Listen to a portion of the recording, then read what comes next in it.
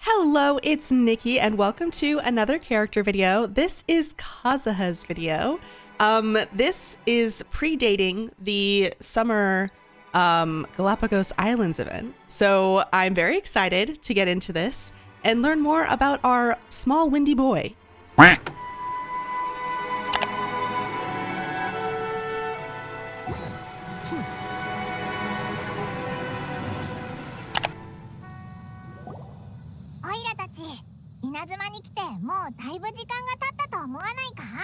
I guess it has, like, story-wise.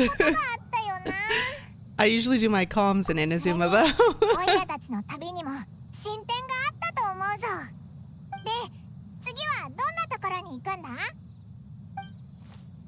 Oh. Getting into the action right away. Oh, holy shit. Whoa, okay. We got some problems then. What is that? You know what this reminds me of? There was an arc in Inuyasha where like a sword possessed the characters, and it reminds me just like, it was like purplish too.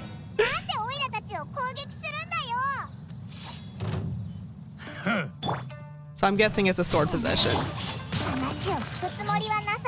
Talk some sense with my Oni club. How about that? No. No, sir. No, we don't. We are special little snowflakes like that. Wait. Okay, so the question marks must just mean that we don't know his name. For someone else.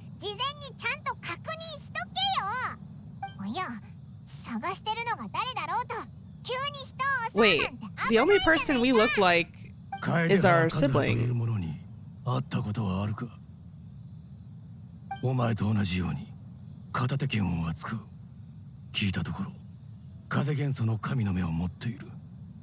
We don't. Okay.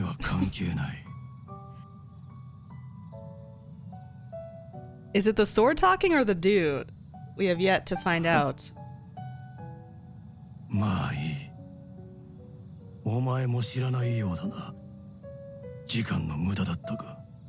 We don't look anything like Kazuha.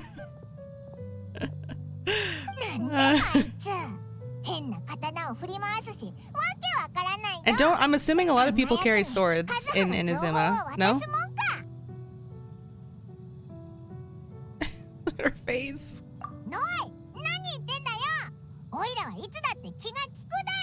No, incorrect. Don't play with me. Don't play with me, Paimon.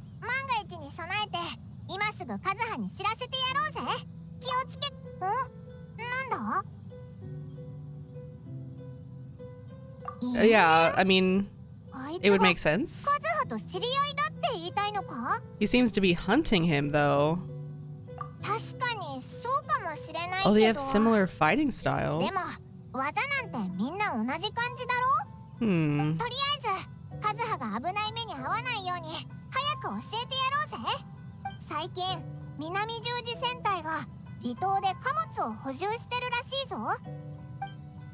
I wonder if we're gonna get more lore on the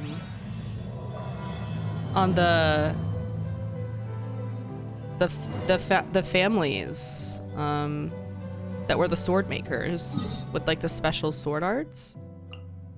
Because we got like a little bit of that in the Irodori festival, didn't we? Maybe this hopefully will go into more depth on that.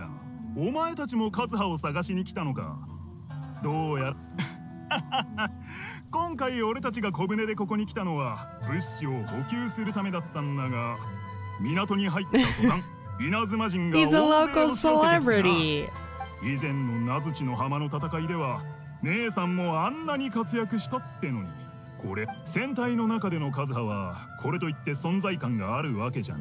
Well, they're probably more interested in Kaz because he's also from one of the families that was like.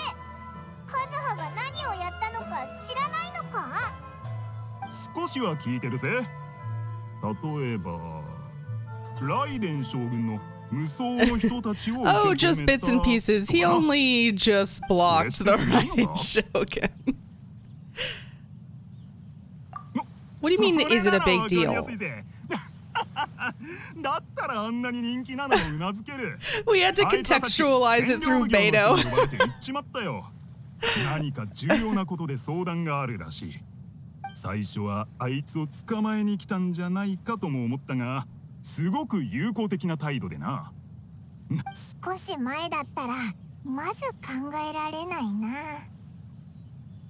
Yeah. ありがとな。Inazuma has very much shifted, so it's not a surprise こ that っちは引き続き話を聞きに来る人の対応でもしてるよ。they're calling their exiles home. Especially since Kazuha had like direct confrontation. All right. I love the music in here. Oh, hey, it's Kujo, the honorable Kujo-san. ちょうど先ほどメガリレーの配信について話していたんだ。せっかくだから君も一緒に聞いていってほしい。Okay. 今回楓原殿に来ていただいたのは幕府側の友好を示すのが主な目的でね。これだけ情勢が明るくなったのも君たちのおかげだ。僕もこれを機に一族が犯した過ちを正すことができる。本当に感謝しているよ。Aww. 過去に積み重ねてきた矛盾や対立を正すために将軍様も様々な方面から解決を図っている。That's 三奉行の間 wonderful. ではこれを機に楓原家の名誉回復につなげようという提案が出たんだ。 Wow. 楓 A 原家に full 関することは wow, okay. 君 They're も trying to 少 restore しは the 知っている clan. だろう。 Yes. 簡単に説明すると過去の稲妻には将軍様の刀鍛冶技術を受け継ぎその名を轟かせた御用刀工が複数いたんだ。楓原家はその中の一つだった。しかしある時一部の刀工が裏切ってスネージナヤへと逃亡した。楓原家と上里家は管理不域届きの罪に問われ。 Yep. This is essentially kind of summarizing what was covered a little bit in the Iridori この事件の Festival. 背後にはファデュイという黒幕がいたことが判明した。故に全ての責任を楓原と上里の両家に負わせるのは不適切であり不公平とされてね。そして楓原殿はまたも大きな功績を挙げた。そのためその報奨だけでなく過去の行き過ぎた処置への保証もすべきだと将軍様は考えたんだ。でも刀工一族がまたファデュイから迫害を受けてしまう可能性もある。そのためこの件の調査結果は公表していない。いや、こちらこそ将軍様と幕府からのご好意を受け取ることができるとは実に喜ばしいでござるよ。しかしただでそのご好意を受けるわけにはいかないのであろう。 Oh. それは考えすぎだ。これは保証なんだから。名誉が元通りになれば楓原家は刀鍛冶業を再開することができる。君も放浪を続ける必要がなくなる。 Oh, they want him to continue to 将軍様の庇護 forge. と幕府の指示のもと稲妻城で安定かつ豊かな生活を送れるようになるんだ。拙者は長きにわたって風雨の中を歩んできたゆえ大きな屋敷に住むのは性分に合わぬ。しかし拙者の先祖たちは楓原の名と彼らが受け継いだ刀鍛冶技術を誇りに思っていた。その感じだとまだ少し躊躇しているようだね。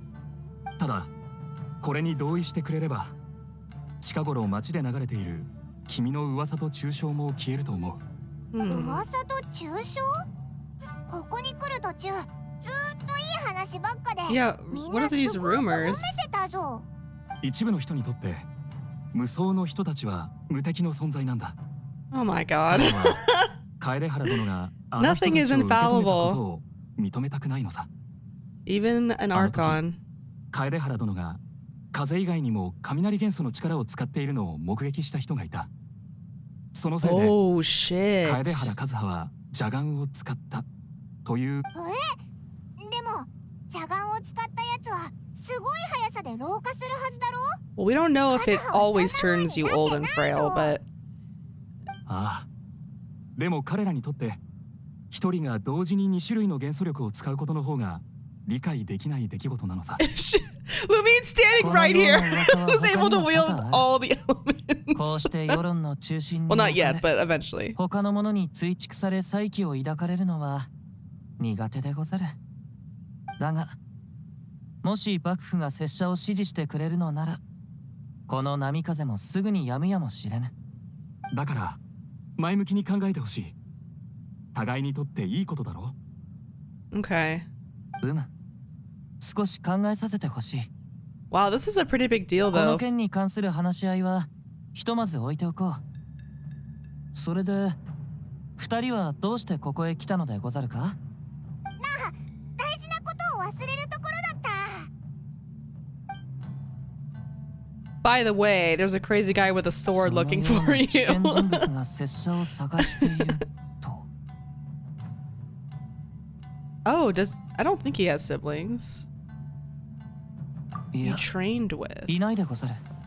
Hmm. 正直拙者も戸惑っている。拙者の武器は家の者から教わったもので、元は刀試しに使われていたものであった。試し切りの際、 Wow. 乱れなき太刀筋を描き、それぞれの刀の品質を公平に検証するために修練を重ねてきたのでござる。 That's それ intense. がやがて一族の指導術となり、相応する技が生まれた。 Wow, how これは interesting. 実用的な戦場武器とは至極異なるもの。偶然とは到底思えぬ。 Hmm. だったら気をつけた方がいいと思うぞ。なんか変なやつだったし。ふむ。かように攻撃的なものが他者に手を出せば、よからぬ結果を招きやすい。だったらすぐに人を手配して調査しよよろしく頼む。 Aw. 拙者もこの件には興味がある。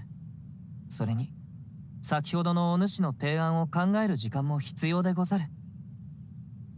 拙者はまず、彼女らと襲撃者の件を調査し、その後お主に明確な答えを出そう。う。わかった。くれぐれも安全には気をつけてくれ。では参ろう。その襲撃者を探すでござるよ。 Okay. I think it's a pretty big deal that the Shogun is not only like 情報なら探偵所が何か知って Well, る not はずだよな。 like リュウジに聞いて she's みようぜ。 forgiving him for what he was previously accused of, even if he wasn't like truly guilty of like a real crime. But like formally, she's like passing forgiveness, right? But not only that, but she wants to like fully reinstate his clan. And like with how Inazuma is structured, like that's a big deal. Like that's not just saying, oh, like you're free to come home and like live in your homeland. It's like his clan was a big deal, right? And reinstating the clan and like wanting him to continue forging would like is like handing him a political chair as well, right? Not the same as the Kamisato clan is currently, because they are slightly elevated, but to become one of the forging clans again, I don't know, I feel like that's a huge deal. Credit, I gotta give credit where credit is due.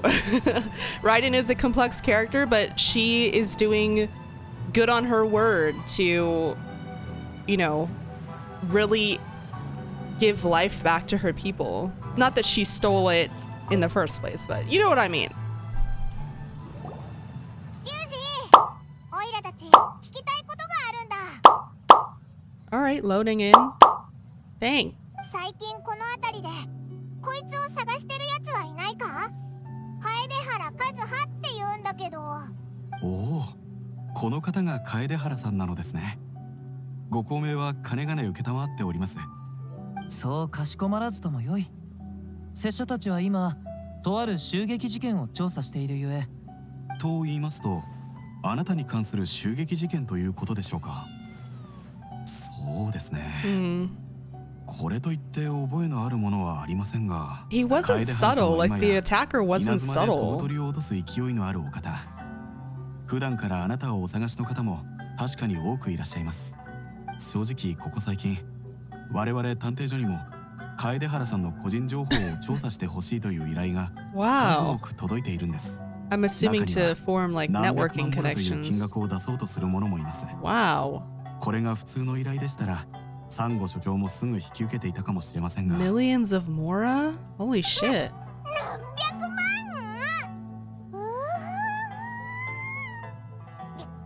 いや、だとしても良くないものは良くないぞ。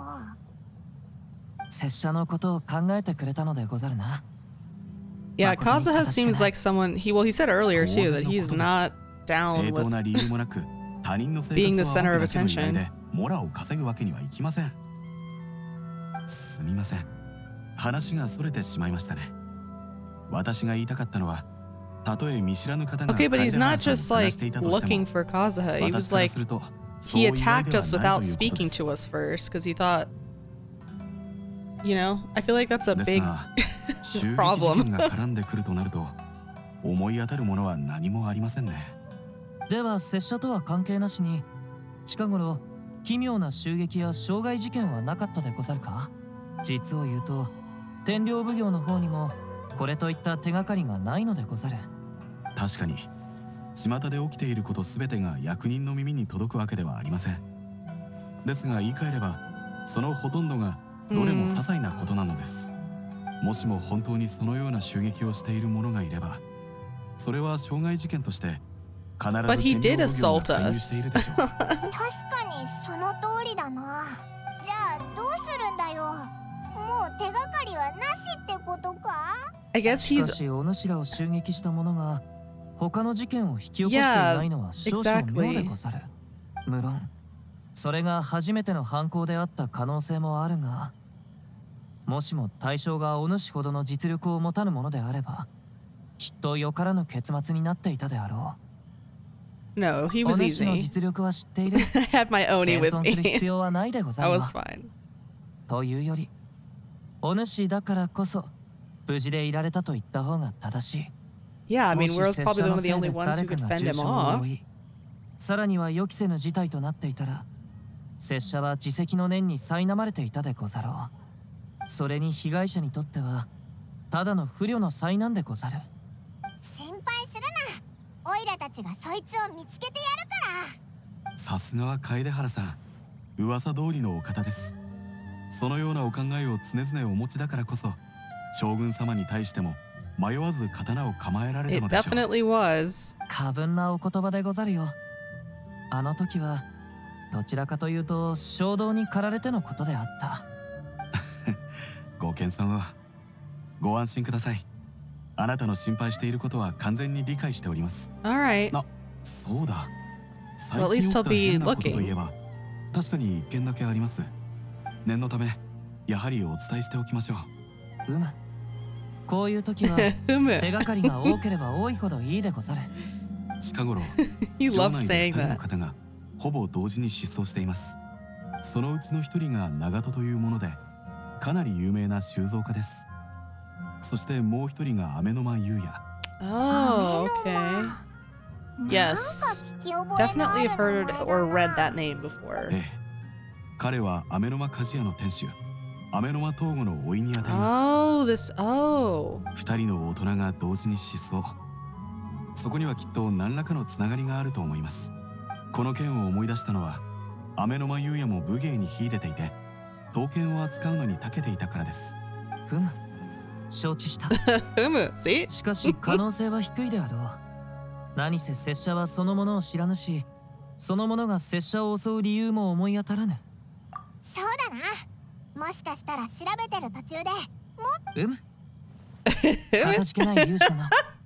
拙者たちはまず飴の間鍛冶屋へ行ってみるでござるよ。はい。 Seems to be his little verbal habit. I know it's like the same thing as like is it like a thinking sound like or like okay or like oops, didn't mean to click on that. Like a confirmation kind of thing.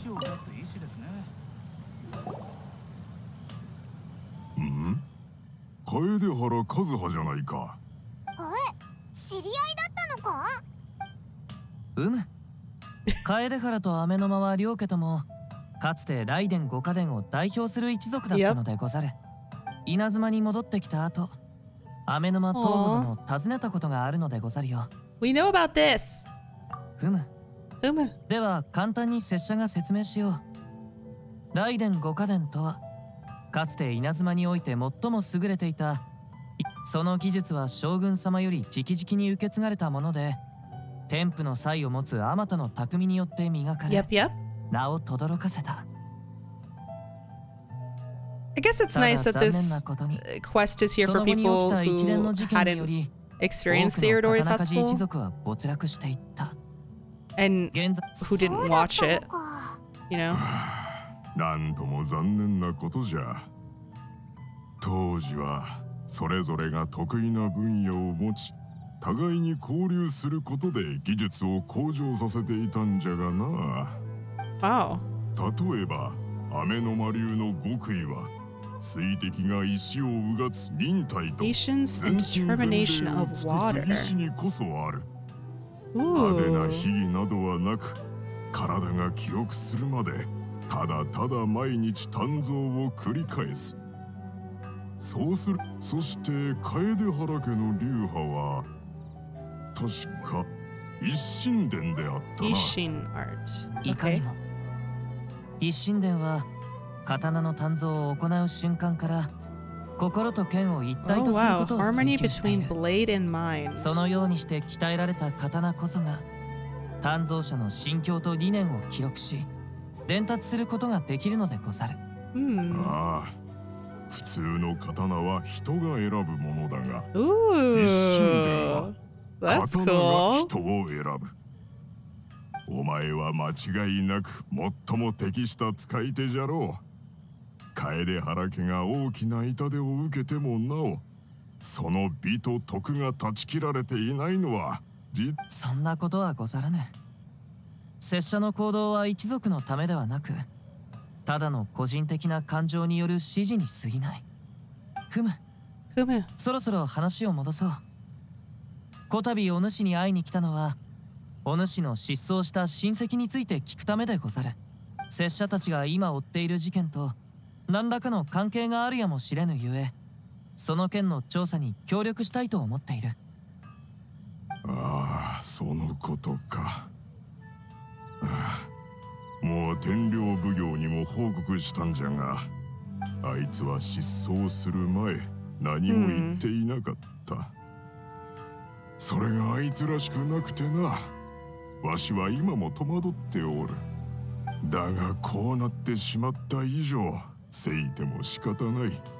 聞いた話によると、 That's そ horrible. の人の失踪って一人の収蔵家と関係があるんだよな。 A collector. ああ、あいつが失踪した日の朝、不思議なことを言っておった。その後、あいつは長門のところへと何かを取りに行った。だが、ああ、おかしいと思うじゃろ。どうして急に火がついたのか。Hmm. じゃん。ふむ、 Humu. 彼はどのようなものをお主に送ろうとしていたか心当たりは？多分大層な武具じゃろう。あんな風にあいつがわしに言うとしたら、そう That い is った類 strange. のものしかない Fire から is の。 definitely odd. It must have been used to like maybe cover up evidence, or I mean, that's the only thing I can think of, unless someone had like a あいつは pyro 小さい vision or 頃から something. 刀鍛冶に興味がなく、代わりに試し切りをとても好んでおった。刀を振り、武芸を習得することにおいて間違いなく卓越した才を持っておったよ。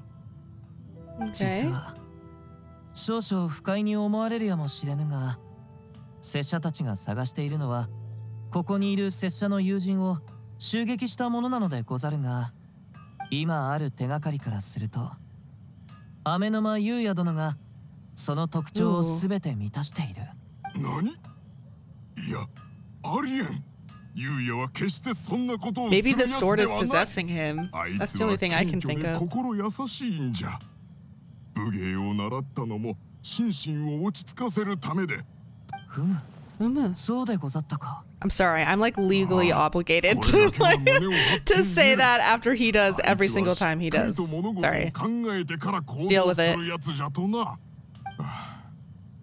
つまるところ何も言わずに失踪するなぞ。あいつらしくないということじゃ。ただもしかすると何か脅迫を受けているのか、または人に言いにくいことがあるのかもしれん。 He's got to be possessed by the sword. That's like the only thing I can think も of. しあいつを見つけたらすぐにわしに教えてくれ。 I don't know about the fire part in the warehouse, but 尽力いたすでござるよ。どうやら雨の間優也はオイラたちを襲ったやつじゃなさそうだな。Humu. 話を聞いたところ、二人が会った時に何か起きたのであろう。これから長門殿の家を訪ねてみるとしよう。 I'm officially giving Kazuha the title of the Humu King. He's the Humu King. 申し訳ございません。今はまだお金を返せないの Oh です。 gosh. 夫もどこか行ってしまい、今どうにか探そうとしているところでした。誤解でござる。拙者たちは調査のために参った次第、長門殿の失踪状況について話を聞きたいのでござる。 She thought we were debt collectors? そう Alright. だったの The ですか。 plot thickens. てっきりまた借金取りの方がいらしたのかと。お恥ずかしいところをお見せしてしまい申し訳ございません。現在何か夫に関する情報は Okay, so her husband ど is こ行った also のかご存 missing? 知でしょうか。すまぬが消息はつかめておらぬ。故に拙者たちには多くの手がかりが必要なのでござる。ぶしつけなことを伺うが、家の状況について聞いてもよいだろうか。 Look how pretty the trees are in the back. 普通の収蔵家ならお金には困ってないはずだよな。ええ、話すと長くなってしまうのですが、夫は私と知り合った頃からすでに様々なものを収集しておりました。 Hey. いつも嬉しそうに収蔵品を私に見せてくれたのを覚えています。私にはわからないものばかりでしたが、顔をほころばせながら楽しそうにしているのを見て、きっと本当に好きなんだろうなと思いました。 He must have 籍を入れたばかりの頃は全て like 順調にいってい acquired たのです the が、 sword, and then Yuya was gonna maybe try and buy it from him or something? 何があったんだ？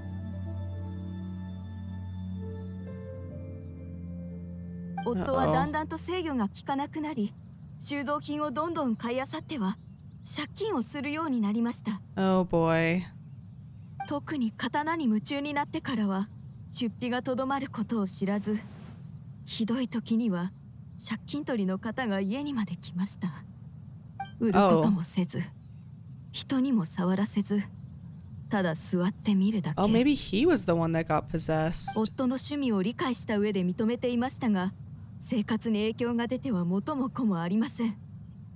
何度も夫に言ったのですが、聞く耳を持ってくれなくて。 Maybe he was possessed first, and then ひどいことを言っ somehow てしまっ Yuya たの got です。 possessed.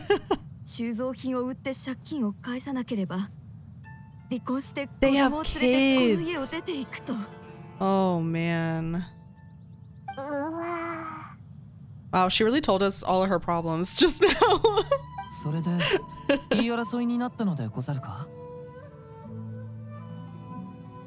いえ、夫は普段から口数が少なく、自分の意見もあまり言わないので、大抵のことは私に合わせてくれるんです。 Okay. 私といたしましても、よほどのことがない限り離婚をちらつかせるようなことは絶対にしません。ただ私がそれを口にした後、夫は突然長いことをほうけてしまったのです。その時の声がとても弱々しく、本当にかわいそうで、私も許してしまいそうになったのですが、私がここで折れたらこの家はダメになってしまうと思いました。 Lumina is so mean. She's like, divorce 私 that が甘や bum. かさなければ我が家はこんな状況にならなかったでしょう。Oh, it's not your fault. ただ彼が本当に理解したのか、それともただ怒っていたのか、私には分かりませんでした。 He seems to be behaving out of 家 character, の倉庫が火事になっていることと、 like his 夫と買い手 personality の方が slowly いなくなったこ changed. とを聞いたのです。なるほど。優也殿は長門殿から刀を買おうとしていたが、その過程で倉庫が火事となり、最初は値段について言い合いになったのかと思いましたが、夫は口数の少ない人です。普段買い物をする時だって値切りなんてしたことありません。もしかして家からのプレッシャーを感じたとか。それは分かりません。倉庫が燃えてしまった後、夫も一緒に姿を消してしまったので、もしかしたら収蔵品が燃えてしまったことで家の莫大な借金を返済できないと思い、確かに私も怒ってはいます。ですが私たちの家が直面している問題は解決しなくてはなりません。夫が改心さえしてくれればきちんと相談し合うことができると。慌てることはないでござる。もしかすると何か言えない Definitely 事情があ more った than のやも meets し the れな eye, い。 for sure. 収蔵品が彼にとって長年の習慣になっていたのであれば、その短い期間で劇 Agreed. 的な変化が起こ That's っ what た I の was は。 saying earlier. しかしもう一方の手がかりによれば、優也殿は穏やかで優しい性格の御人。言い争いになるとも思えぬ。ふむ、 Humu. ますます状況が錯綜してきたでござるな。Yeah, just a little.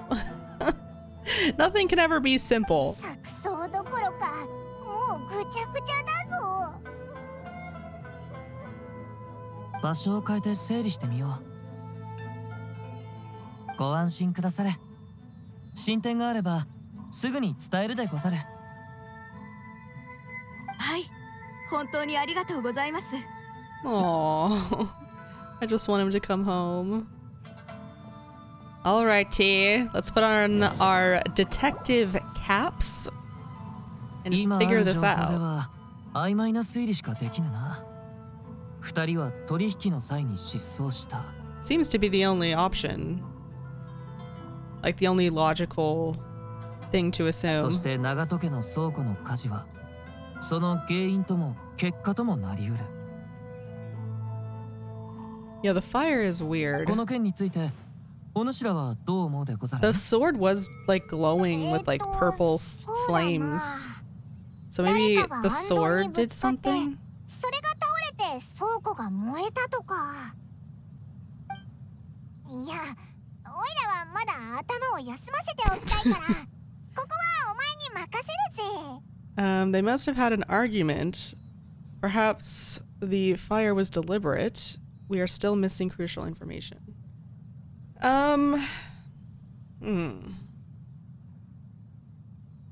We're still missing info, but 拙 the 者も同意見 second でござ second る。 one 今は seems そう考えるのが最 sort も of 自然であろう。 But if the sword is possessed, it maybe didn't want to get sold. Like maybe it didn't want to leave the warehouse or something. Oh, I don't know. 矛盾点が多すぎる。大方、拙者たちがまだ見つけていない何かがあるのでござろう。 No, because it was, if we're assuming that it was the sword looking for Kazuha, then it would want to leave the warehouse, right? Oh, maybe the collector didn't want to let go of the sword. Like he didn't want to sell the sword. Oops, sorry, Valerie. Whoever you are, sorry, 長門 Valerie. 殿は無口で気弱という点。どちらも言い争いをするような性格ではない。 Yeah, 価値の後に maybe 行方をくらます動機を持っているのも、現段階では借金の返済ができぬ長門殿のみ。 that maybe the collector had gotten like possessed by something else and he just like didn't want to let the sword go when Yuya was trying to buy it. And there was like, I don't know, some sort of struggle? 考えれば考えるほど妙でござるな。一体どういうことなのか。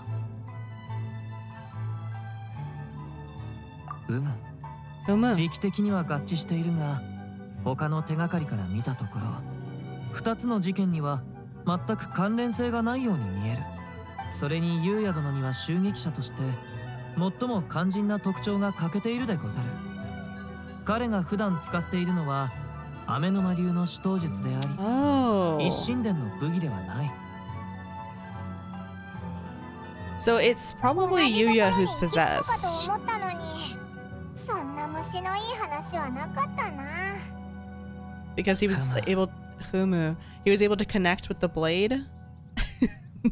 せっかくここまで介入したのでござる。もう少し調べてみよう。もし Alright. 解決できれば、雨の間東郷殿も長門殿の夫人も胸をなで下ろすことができる。じゃあ次はどうするんだ？ The warehouse, right? I まずは assume. 燃えた倉庫へ足を運んでみよう。何か有用な手がかりが残されているやもしれぬ。 Maybe we can use our elemental sight once we get to the warehouse to like see if there's some bullshit happening. Which there probably is. So we've got maybe 2 possible possession cases. Something was messing with the collector's mind. It could have been the sword, but we're assuming the sword wanted to leave the warehouse if it's hunting Kazuha, right? 風の中から危険な音が聞こえる。 Oh. あ、またお前にしか聞こえない音ってやつだな。よくわかんないけど、前に神の目を盗んだ賊を追った時もすごく役に立ったよな。 Yeah, I remember that. I remember being so suspicious of Kazuha when I first met him. うむ。 Uma. だが今回は音だけではない。とてつもなく濃い気配がすぐ近くに。 To be fair, though, I'm suspicious of like every character now. I'm too emotionally scarred from this game to not be suspicious of every character we meet for the で first も time. 近くには何もないぞ。すでに遠くへ去ったようでござる。しかしその者が向かった先を拙者は感じ取ることができる。 All right, let's head that way then. ふむ。 Huma. これは古くより稲妻に存在するたたり神の残骸か。 Ancient presence. しかし Oh shit. この邪推なる力は拙者たちの調査に役立つやもしれぬ。警戒を怠らずゆっくりと近づくでござる。 Humu. 倉庫だったのか。I'm probably not even using 下 that の right. 方から聞こえるでござるよ。 Down below? たたり神の力の源は亡くなってからすでにだいぶ経っている。しかし Oh. 下にあるよどんだ気配は Maybe the 未だ energy was what 完全には was 消えてい fucking ない。 with the collector's この濃さ mind. から見てたたり神はかつてここに長くいたようであるな。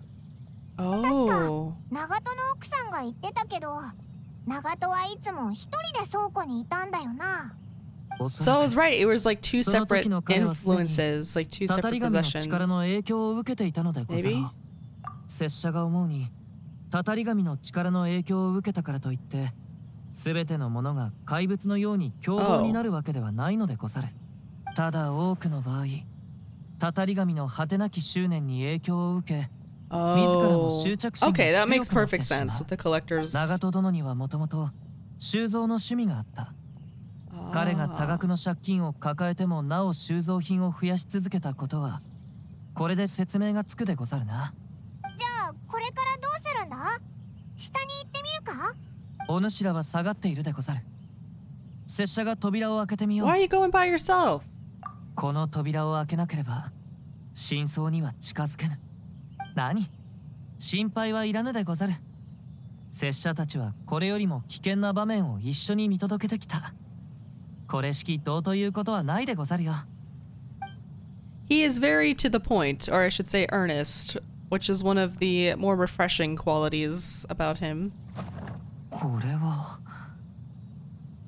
Oh no, what 一 happened? 体下に何があるんだ？埋もれていて何も見えぬ。 Oh. 火事によって倒壊し地下倉庫全体が埋まってしまったのでござろう。Is there another entrance? This is the only てっ entrance? きり見たこともない怪物が出てくるのかと思ってびっくりしたぞ。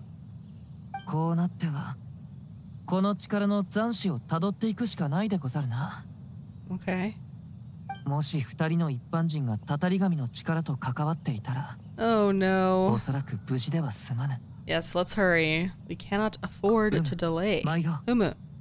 たたり神の力がどこから来たものなのか注意深く感じ取ればお主らも風の中にある不気味な気配を察知できるであろう。 Okay. Follow the scent and look for clues. Okay. Elemental site? Where are we going?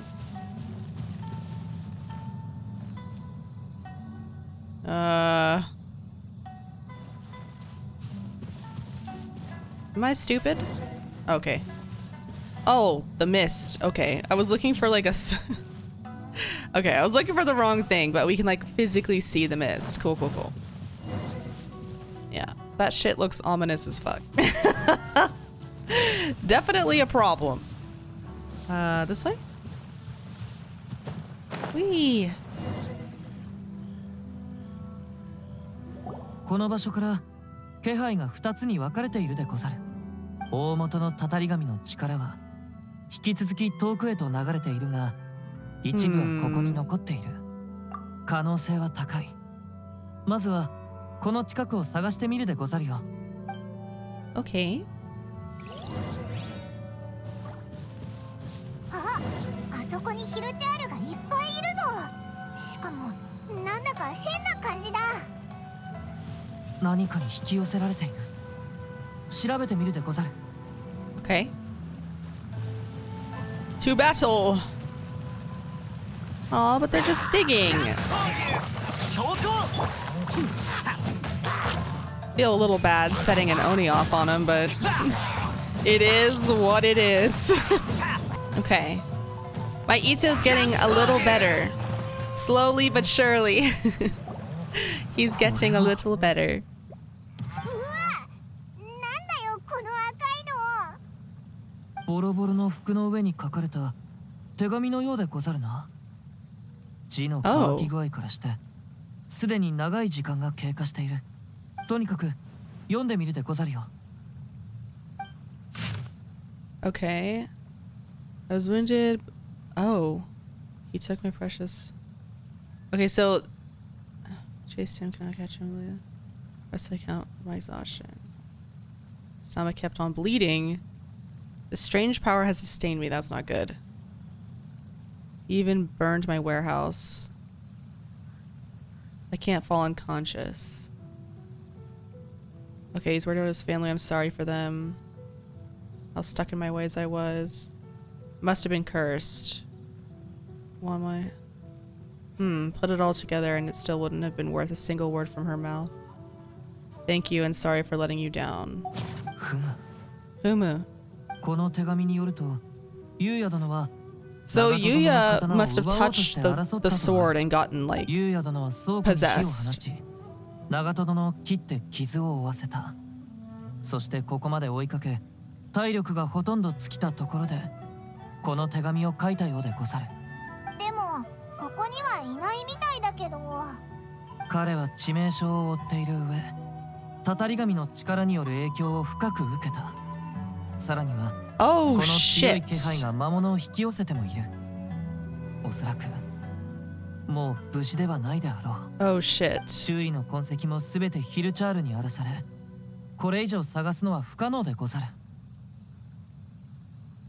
Oh damn. The Hilichurls got to him?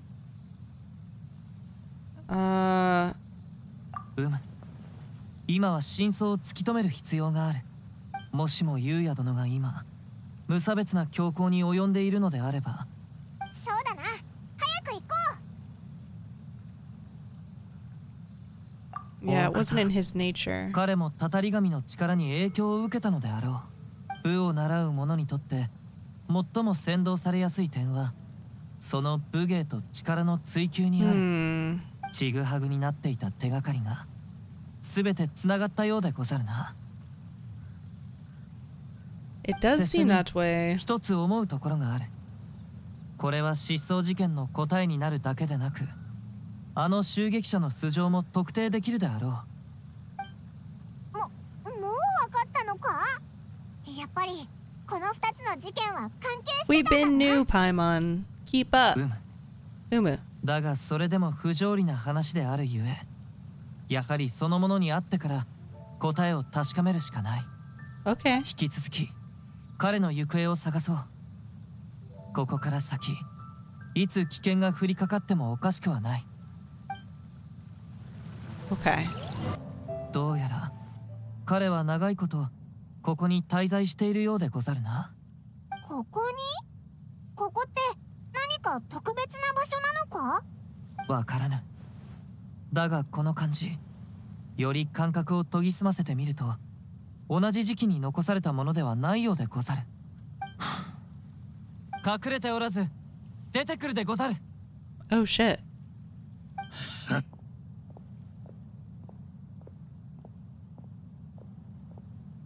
ようやく現れたか、楓原和葉。やっぱりこの前のやつだ。 So this is Yuya then. 何考えてんだよ。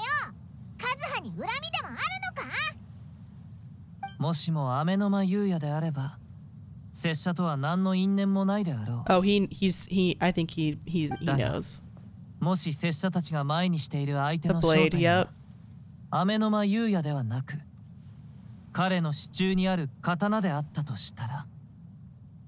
あの刀、確かに不気味な光を放ってる。嘘だろ？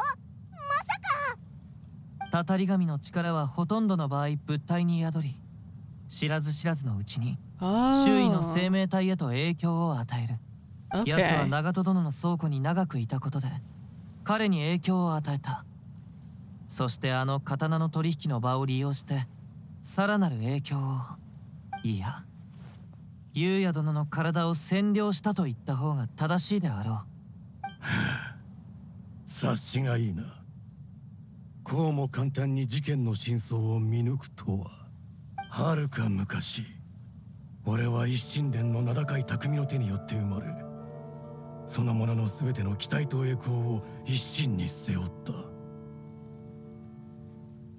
Wow. 楓原家の末裔であるお前ならわかるはずだ。俺たちにとって最も悔しいことが何であるかを。う。雷電五家伝と関係があるのでござるな。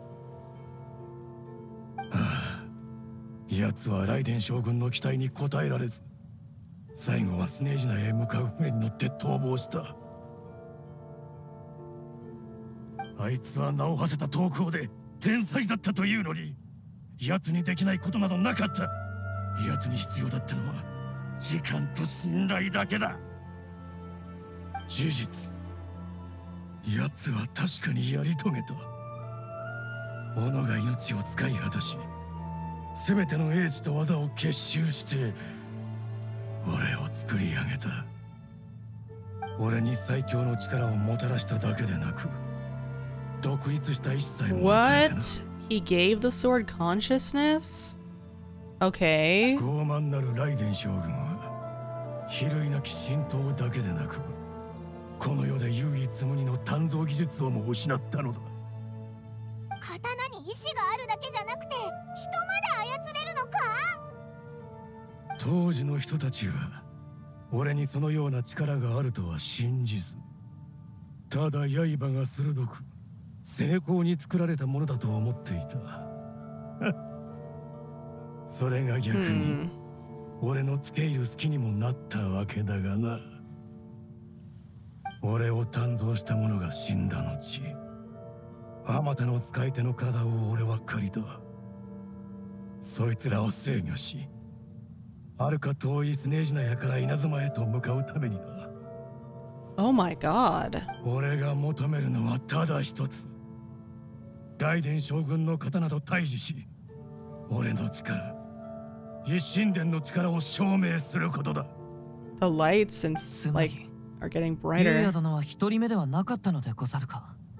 Oh お主に制御 god. されたものはその後どうなった？どうなった？そんなことを気にする奴がいるか。あいつらは俺の道具に過ぎない。疲れて傷を負って使えなくなれば次のに変えればいい。あいつらを利用して稲妻に来られれば他に用はない。ひどすぎるぞ。稲妻に戻り、ずっとあの長門の倉庫で木を見計らってきた。この旅はついに終点を迎える。雨の間優也の体を使ってお前を見つけ、お前の体で雷電将軍に勝つ。Oh, 楓原 Jesus. 和葉、雷電将軍の無双の人たちを受け止めたお前なら俺の宿主に間違いなくふさわしい。 But that act was さ a... あ、おとなしく体を The 渡して reason もら why おうか。 Kazuha did that was there were so many reasons, but personal greed and like ego was not one of them. Oh jeez. I don't think I have a good team with to use with Kazuha right now. Oh shit, I usually like to use... I'm sorry. I usually like to use the trial character, but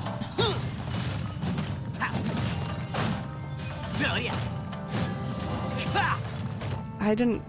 I have like a mostly Geo team. 邪魔するな。侍とお前も一緒に切るぞ。もう負けてるのにまだそんな強気でいられるのかよ。負けだと？俺に負けなどない。これはただこの肉体が限界に達しただけだ。お前らがここで俺に勝っても倒れるのはこいつであって俺ではない。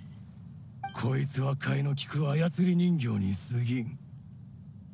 俺はいつでも次のやつに乗り移ることが Oh できる。 god, no, he can't move 無 again. 駄だ。お前が行動を起こすより先に俺はこの哀れな操り人形を仕留めることができる。それにたとえ俺が器を失ったとしても俺の意志が消えることはない。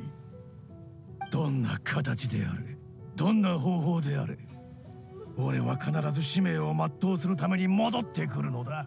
Alright, we gotta get rid of this now, because if we let it go, it's gonna お get 主の worse. 使う技、確かに一神殿で間違いない。だがお主の立ち筋からは憎しみとおごり、そして隠しきれぬ狂乱と絶望しか感じられぬ。 Damn, he got all of that そんな from ことまでわかるのか。 his 以 sword 前も申したが、 movements, like 一 his 神殿 form. という技は使い手の心境と理念を伝えるものなのでござる。 Wow. もしも今、優也殿が刀によって操られているというのであれば、おそらくその狂乱はお主の一か八かの勝負から来るもの。お前がいなければ俺は何もできないとでも言いたいのか。奴は死ぬ前に一神殿の王妃を全て俺に授けた。お前が習得しているのは初歩的なものに過ぎない。そんな俺がお前の助けを欲すると思うのか。それはかつてのことであろう。 Hmm. 拙者はずっと疑問に思っていた。お主が使い手を自在に操る妖刀であるなら、お主の内心世界を見てそれをようやく理解したでござる。お主は木を見計らっていたのではなく、長き歳月を経たお主の力は誰かに触れられぬ限り新しい宿主を得られないほど弱っている。 Oh, so before he didn't need to touch them or have them touch the 長門は sword. 収蔵品をあまり触らないんだよな。そして今回、夫人の悲しみと怒りによって目が覚めた彼は収蔵品の売買を決心した。だったらなんだ。答えは拙者がまだ触れていない2つ目の点にある。それはお主さえ飲み込んでしまうほどの絶望。お主は何としても鍛造者の願いを叶えたかった。しかしその願いはあまりにも膨大で重く、一歩近づくたびにお主とっくに自身の限界には気づいているのであろう。歯を食いしばりながらも前に進めば進むほど全てを失うことを恐れ、だが拙者から見ればお主の願いなどとうに実現不可能な夢物語でござるよ。 Just psychoanalyzing the shit out of the sword. 俺はその目標まであと一歩のところまで来たんだ。お主が稲妻に戻ってきたのは一神殿が天下無双であることを証明するため。しかしその残酷なまでの旅においてお主は手段を問わず人の命さえ手にかけた。たとえお主が天候を切り裂こうと、それは鍛造者が望んだ結果なのであろうか。お前、お主が一神殿の王妃を受け継いでいようとも、旅の途中で使い手を道具として扱ってきた。真剣一体に背くやり方を選んだお主に一体どうして一神殿の This is 力を引き true. 出せるというのでござるか。 It directly goes against the art form, or the sword art form, I should say. 俺は必ず目的を成し遂げる。これこそ奴の理想であり、俺の存在意義だ。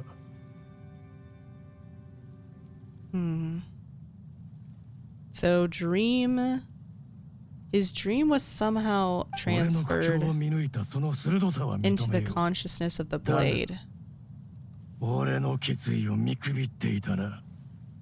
現実を直視すべきでござるよ。簡単に言ってくれるわ。現実を見ることなんぞ俺にとって無意味。俺を邪魔するものは必要ない。ためらいも自制も現実も全て。Okay. このまま争っていても拉致が開かない。楓原家の末裔、こいつを救いたければお前じまだ分かってくれぬか。 He's gonna have 今のお Kazuha. 主が将軍様に太刀打ちできるとは到底思えぬ。ふむ、 Humu. 一つ賭けをしよう。まず拙者がお主を使ってその力を試すでござるよ。おい、まさかそいつの言いなりになるつもりじゃないよな。 I don't think the sword can affect Neither. Kazuha. 戦うに値するものを探してくるがいい。俺がお前を分からせてやる。それを片付けたら天守閣へ向かう。だがもしお主が負けたらおとなしく優也殿を解放するでござる。いいだろう。そんなのダメだ、カズハ。 He'll be fine. He'll こ be れは優也殿 fine. を救う唯一の方法でござる。こうしなければ彼はいつまでも刀の操り人形のまま。妖刀の力は今とても弱まっている。それに操には迷いがある。たたり神の力は心にある執念を強めることに長けている。それこそが長門殿と優也殿が利用された原因。拙者はそのような執念を持ってはおらぬゆえ、しばらくは抗えるはずでござる。でも、そうだとしても。 I feel like も Lumine し本当に危 would 険な struggle 状 with the 況に陥 blade っても only because she has a very 罪のない被害者を救えるのなら、拙者はこのような危険も厭わぬでござるよ。like she's really determined to find her brother. 賭けに乗った She might put up resistance for a while, 俺 but 自身にも知りたいことがあるからだ。 I fear it would 受け取るがいい。 wiggle into her deepest and most desperate wish, you know? Okay. How we feeling? We're good? It's okay? Oh, oh! Oh god, it took him to his knees. That's not good. 大丈夫でござるよ。 Okay. 少しめまいがするが、すぐに慣れる。まだ Okay. 想定の範疇でござる。うむ、 Humu. 承知したでござる。 Okay. これからどうするんだ。カズハは何かいい考えでもあるのか。敵を探そう。We find some enemies. この刀は様々な先進バンクを重ねてきたが、まともな戦いは経験していないはず。一心状態に入らなければ、一心のために特別に設計されたこの刀の進化を発揮することはできぬ。こやつが現実を認めるのであれば、それを直視せざるを得なくなるまで戦うでござる。そういえば Just straight up talking shit about the blade. 高塚家が使ってた秘密基地があるだろ。あそこ。Humu. よかろう。ゆうやはどうするんだよ。刀が言うには、ゆうや殿には拙者たちの後ろをついてきてもらうそうだ。本当に大丈夫か？あそこまでの道って結構険しいけ We ど。 don't have another option. 気をつけていこうぜ。Okay. Got some Ronin to go kill? Injure? Maim? Well, if what Kazuha had said is true and the blade doesn't last long because it can't like connect with the wielder, because that's like the whole point of the sword art, right? I guess we shall see.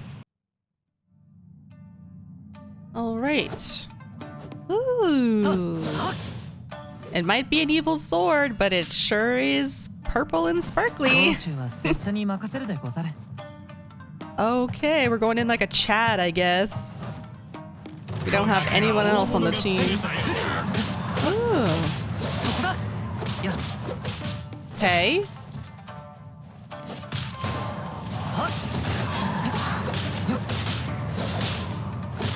Dang.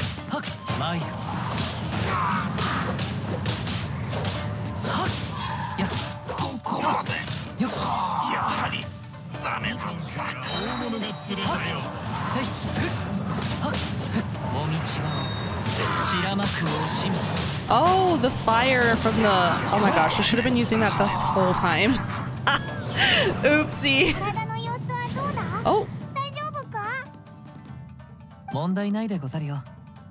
拙者の思った通り、この刀は長いこと手入れがされておらず、使い勝手がかなり悪くなっている。Oh shit. こやつはまだ歯を食いしばり強がっているようだが、そう長くは続かぬだろう。Humu. He really said the blade can't keep up with me, bro. まだ何か気になるのか？不思議なことに、こやつに拙者を支配する気はなく、拙者の立ち回りに合わせようとしているようだ。引き続き進むでござるよ。Well, it is an Ishin blade, right? So it is trying to like connect with Kazuha, right? It's trying to find harmony even after so long where like it hasn't been able to, because it was just possessing people, it wasn't trying to find harmony. But with Kazuha it is. Probably because it's like trying to prove itself to him, right? But Kazuha's like, nah, bro. This sword ain't got much life left. Oh, I forgot about the fire again. It's okay.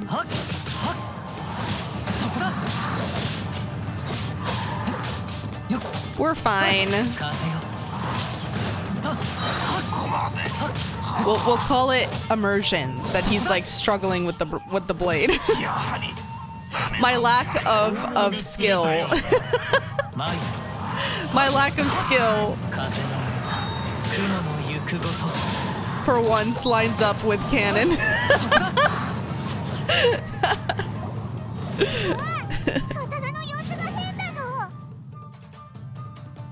It is growing dimmer. こやつの力が衰えていくのを感じるでござる。刀がますます扱いにくくなってきた。See? もう長く It's は持たんであろう。 becoming harder to このま use. ま続ければ、いつ折れてもおかしくはない。 Break? Oh my gosh.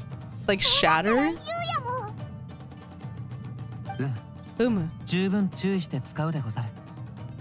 それに、こやつもまだ諦めたくないようであるからな。 Oh, because he can still hear him in his head. くじけぬか。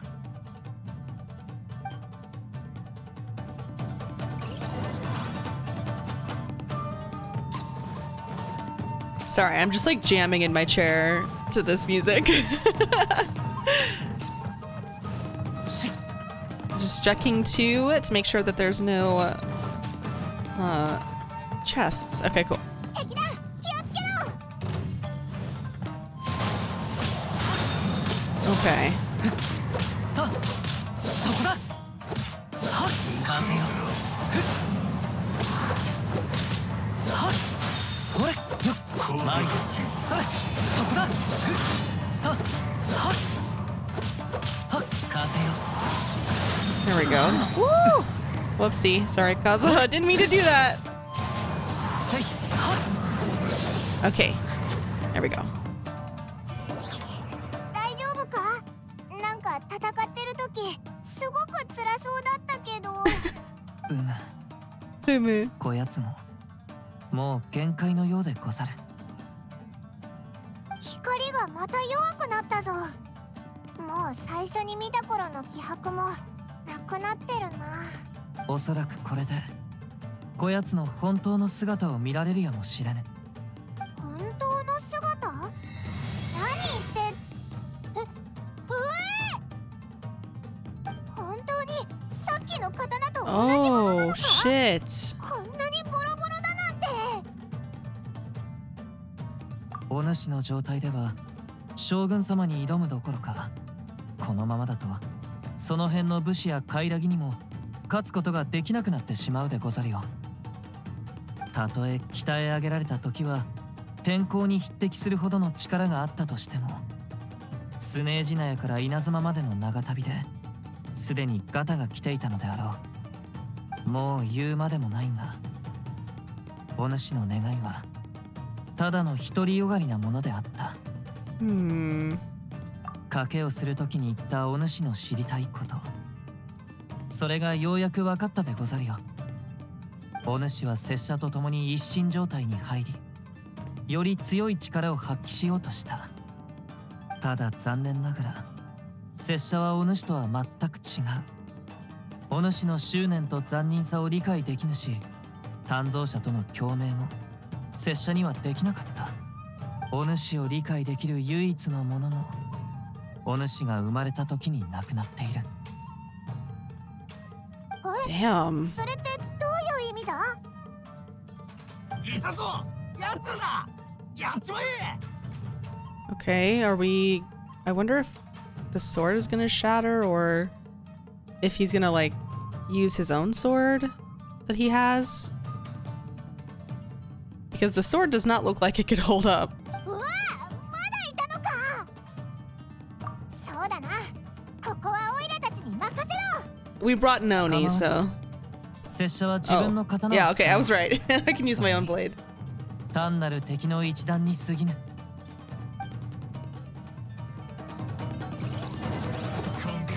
Okay, so he has... 前へ、そこだ。 ouch. There we go. Woo! 前へ、そこだ。しっ、風よ。 やっぱり使い慣れた武器の方が安心だな。さすがは楓原家の末裔。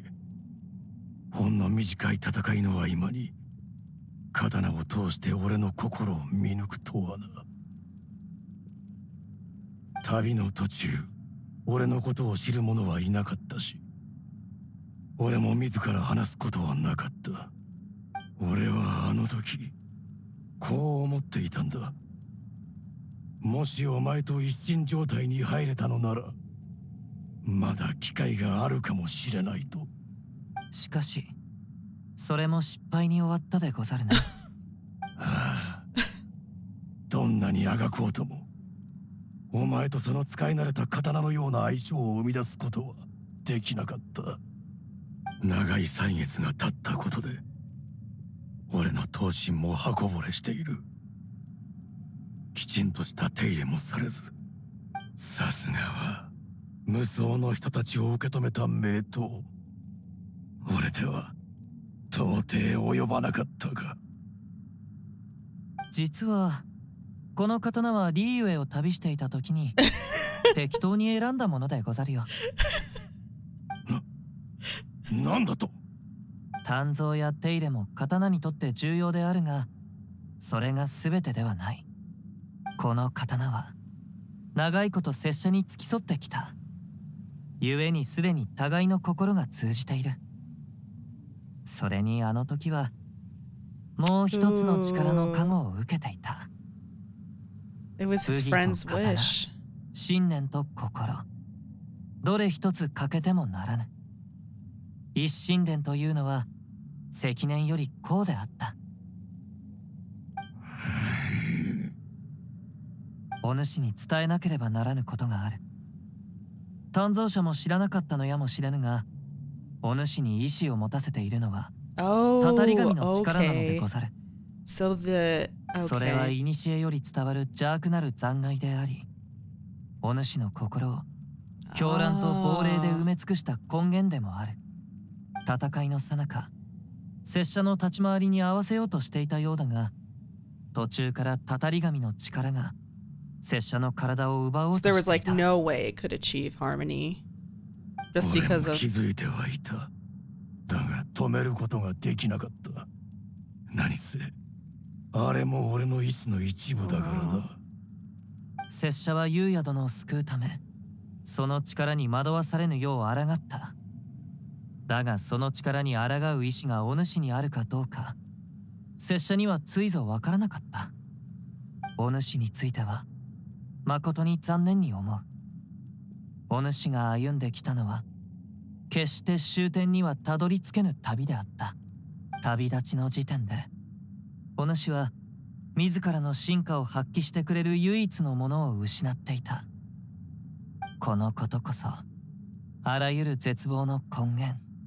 俺の命、俺の体、俺の全ては奴からもらったものだ。奴の願いを断るなんざ。で、だから俺は言ったんだ。安心しろ。後のことは俺に任せるがいい。とな、あいつに嘘はつけん。I have a couple thoughts about this, but I'm ど gonna うや wait. らすでに答えが出たようでござるな。皆までは言わぬ。カズハ、どこに行くんだ？ Just walks away. あやつにはもう害をなす力も思いもない。じっくりと考える時間をくれてやろう。He really said, let's put him on timeout. Okay.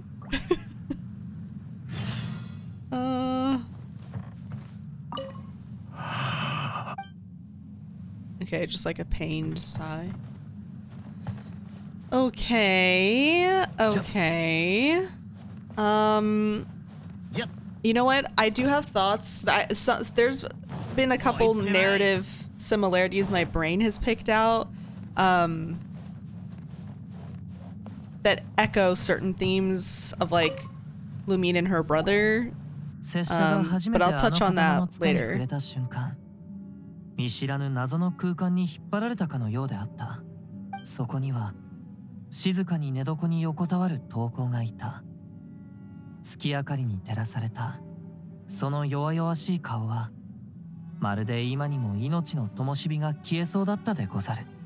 鍛え上げられたばかりの刀はそのものの傍らで言葉に耳を傾けていた。それって刀に宿ってた記憶ってことか？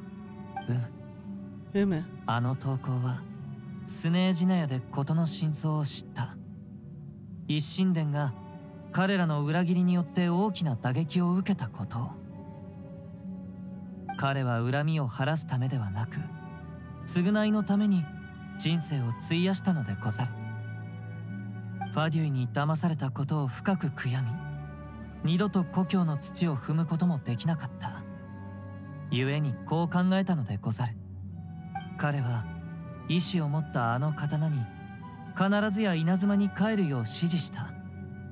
だが、それは神に被験するためなどではなく、ただ彼らがかつて光り輝き信頼に値するものであったのを証明したかったからなのでござる。 That's sad, そうだ dude. ったのか。けどその投稿の考えがたたり神の力でねじ曲がってあんな風になったんだな。投稿は自身の生成した力が実はたたり神の力であることも、その憎しみが刀をこのような道に導くこと He も、 didn't even know. あの刀 It は was すでに許されざる罪を負っているが、それは刀が持ち主を失ったからでござる。全部遅すぎたってことか。そう、遅すぎたのでござるよ。時間はあやつの執着の足を止めることができなかった。あやつの願いは独りよがりで、あやつも Ooh, 落ち着いた more 頃でござる。 similarities are in my head. 見に行くとしよう。 I'm restraining myself because I want to like really talk about it. I don't want to talk over dialogue, so. 思い返してみると、俺が誕生された日はまるで昨日のことのように思える。俺は意志を授けられた恩として、奴の願いのためなら全てを捨てられると言ったんだ。だが闇と血は俺を麻痺させ、やがて恩と恩の区別さえつかなくなっていた。俺は奴の願いを叶えるどころか、それを汚してしまった。やっと真実に向き合えたでござるな。約束通り今ある結果を受け入れ、雨の間優也を解放しよう。しかし俺はまだあいつの願いを諦めることができない。だからお前に頼みたい。おい、調子に乗るなよ。なんでお前の願いまで一緒になってんだ Well, よ。 does he want to fulfill the wish to be それから trusted 奴の again? 願い、この順序でなくてはならないんだ。とりあえず話を聞いてくれ。俺の闘身と知識はお前にとってまだ価値があるはずだ。なんだか態度が柔らかくなったな。どうするんだカズハ、聞いてやるのか。行ってみるでござるよ。ああ、感謝する。俺が誕生された時、奴はすでに病に侵されていた。だがあいつが病床から再び立ち上がることはなかった。だから今まで俺は自分の戦いというものを経験したことがない。俺の戦いには輝く意義などなく、ただ旅を続け、過ちを犯し続けてきただけ。お前は素晴らしい刀の使い手だ。お前の手を借りて武士同士の勝負というものを好みに感じたい。相手は雨の間優也を解放した後、意識が戻ってから戦ってくれるようこいつもきっと俺に恨みを抱いている。戦う理由があるはずだ。承知した。まずは彼を起こして戦えるほどの体力とその意志があるかを確認するでござる。 Poor Yuya. なるほど。彼は僕の体を使って人を傷つけたのか。もちろん彼のやったことは忌むべき行為だ。でも僕を解放するという約束を守ったのなら、もし戦うことでこの騒動が収まるのなら喜んで引き受けよう。僕もただの被害者にはなりたくない。安心しろ。オイラたちがお前の無実を天領奉行に証明してやるぜ。ありがとう。君たちの助けがなかったら一体どうなっていたことか。Humu? では拙者についてくるでござる。ここだと浪人が襲ってくるやもしれぬ。長いせぬ方が良い。それに最後の決闘は厳粛な方がいいでござるからな。A greater sense of ceremony. Okay. Okay. There are some parallels that I'm getting. Don't know if they're intentional. I assume they kind of are. But I'll talk about it in the, probably in the character log. Oh! Yes. Okay. We're ignoring that. I have a healthy sleep schedule. What are you talking about? I think you should, be quiet. I'm going to do this really quick. We'll continue the quest. なんだか南十字舞踏会の時みたいだな。ああ、でも油断しちゃダメだぞ。おいら、あの刀にはまだ秘密が隠されているような気がするんだ。まあ、あいつのしたことは許されないけど、かわいそうではあるよな。準備はできたか？準備は良いか？Humu. 承知した。 A battle at sunset. 一神殿後継者楓原和葉。雨の間流後継者雨の間優也。 Oh wow. 尋常に勝負。いざ尋常に勝負。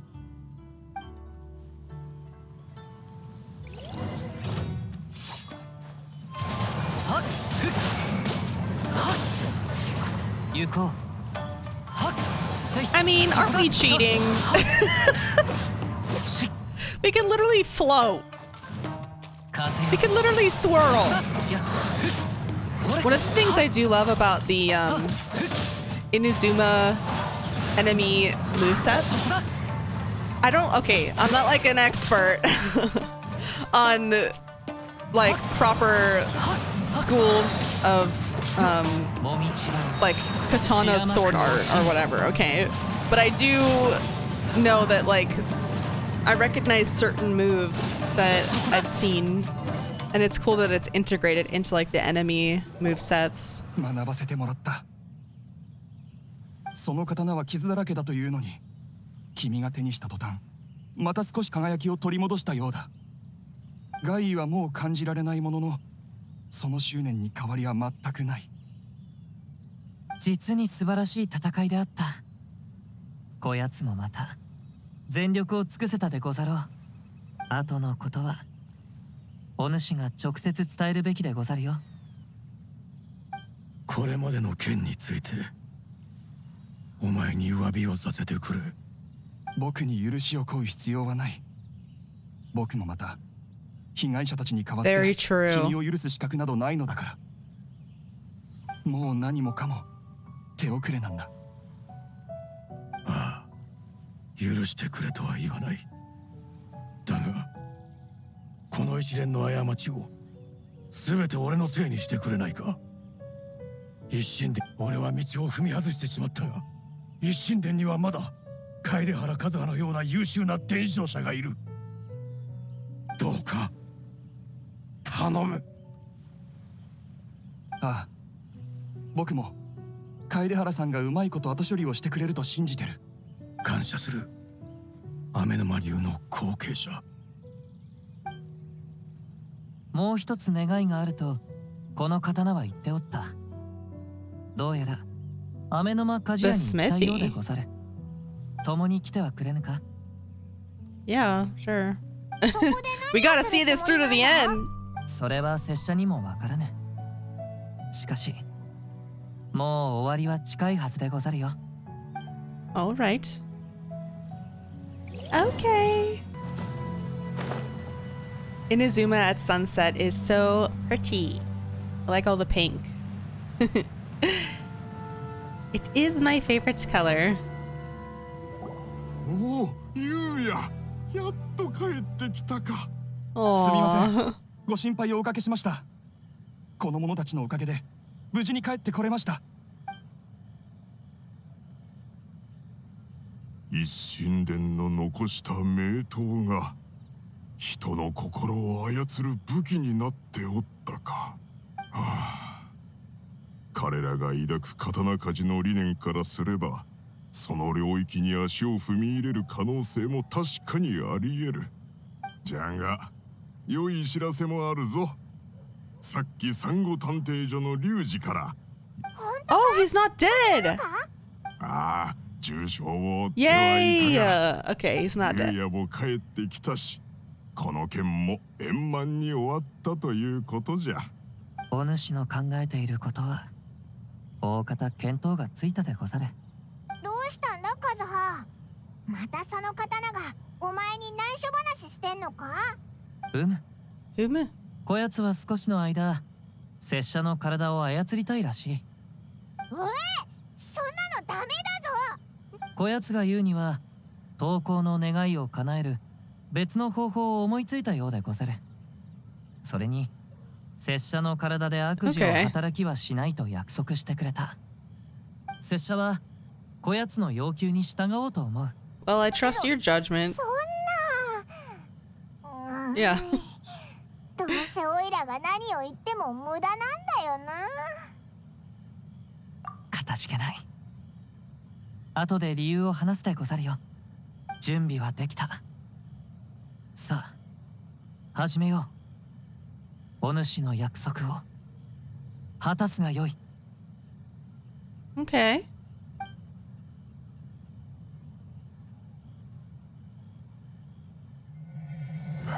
Ooh. Oh.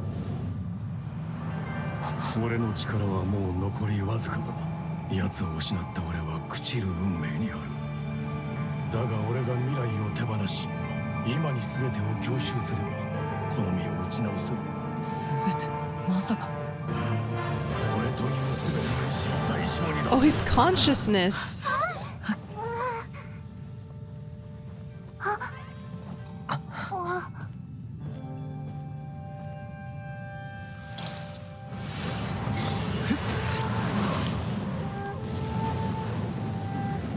お前の言う通りだ。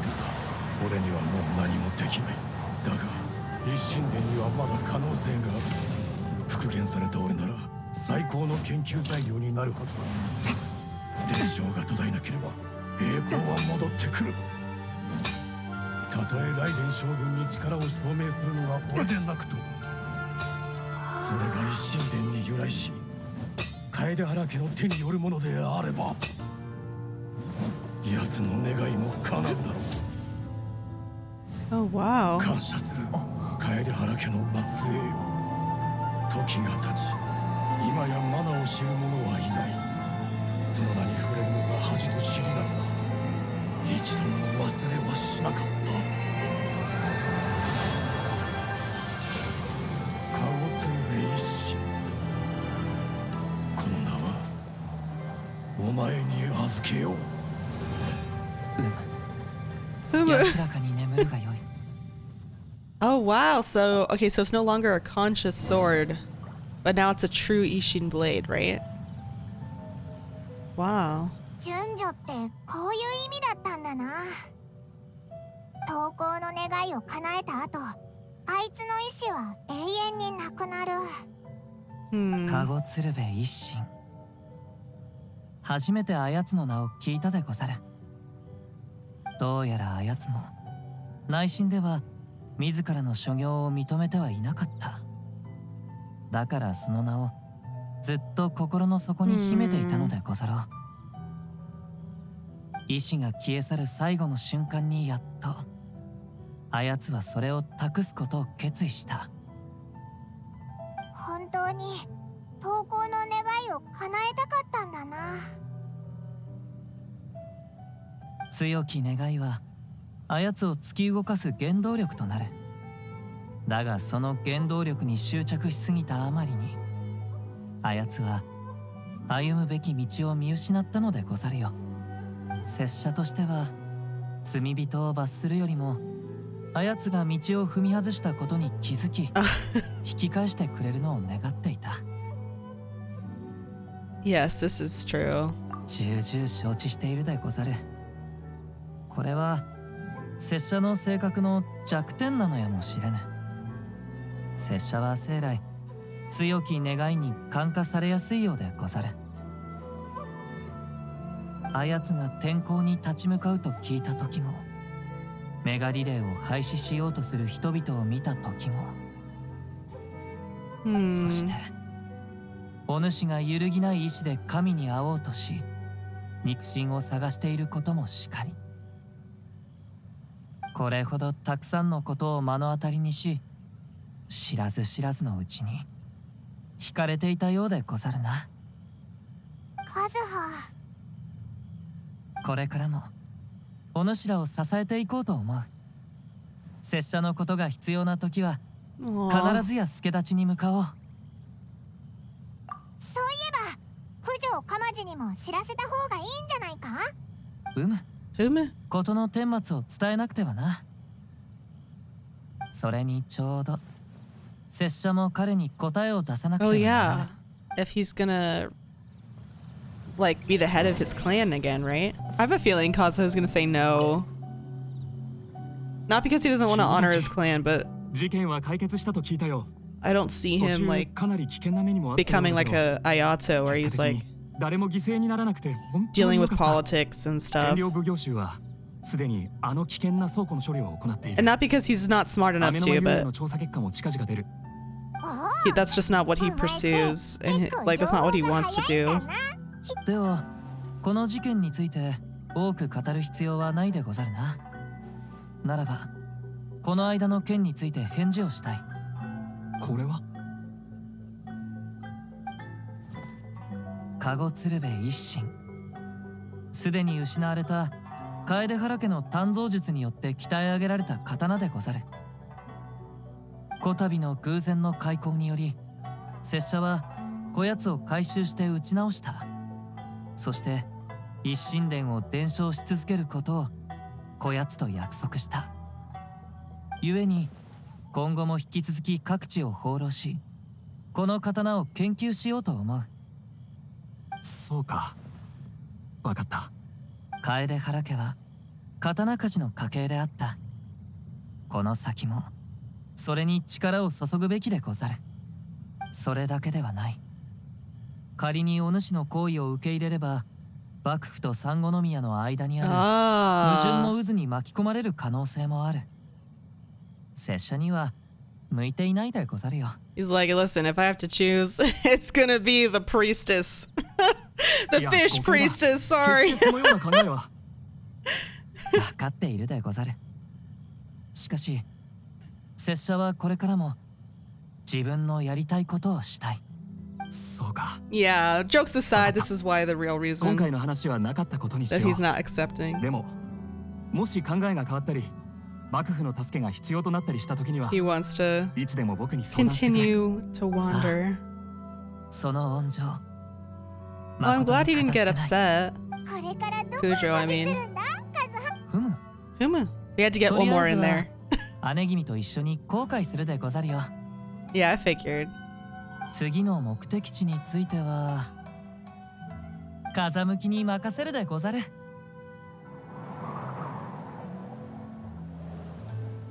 That was Venti saying hello. Oh my gosh. Okay. So I'm gonna leave my thoughts for the character log. We're gonna go ahead and jump into like reading all the stuff, but first I wanna look at this sword. Attacks. Hewing Gale. Okay. Doesn't really seem like a sword that would fit Kazuha's kit, though. Stained with many dark deeds. Okay.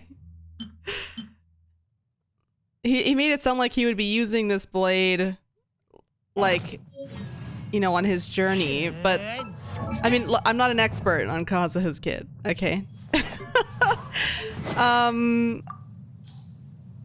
But I only recently got Kazuha, so leave me alone. That's why he has a level 1 basic sword.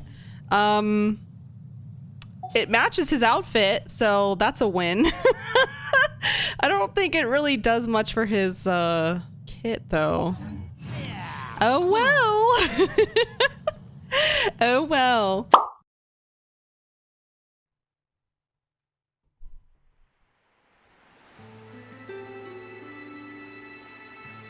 The sound of waves upon the shore and the rustle of leaves in a bamboo forest, they are not so dissimilar.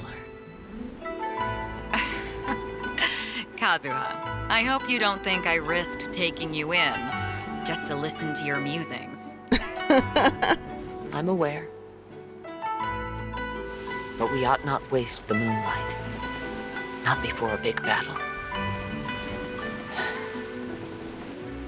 Though some sake would make this better still. A big battle, you say? Yes. The scent on the wind is the same as on that night. The scent of danger. Don't move! Just a breath away until I reach the port. Seems I couldn't evade you after all. Vision Hunt decree! Hand over your vision!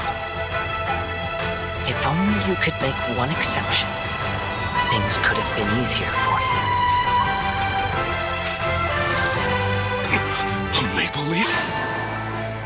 Ooh.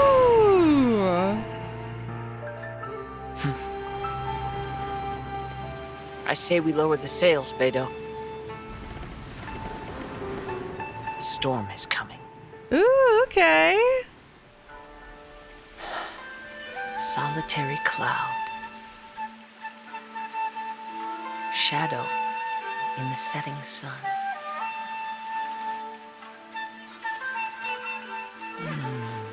And the last line.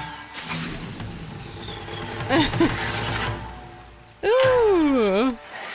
Honestly, can't even finish my haiku without being interrupted.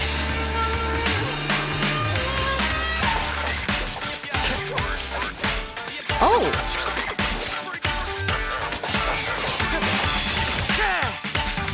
The music is throwing me off. Wind Strider!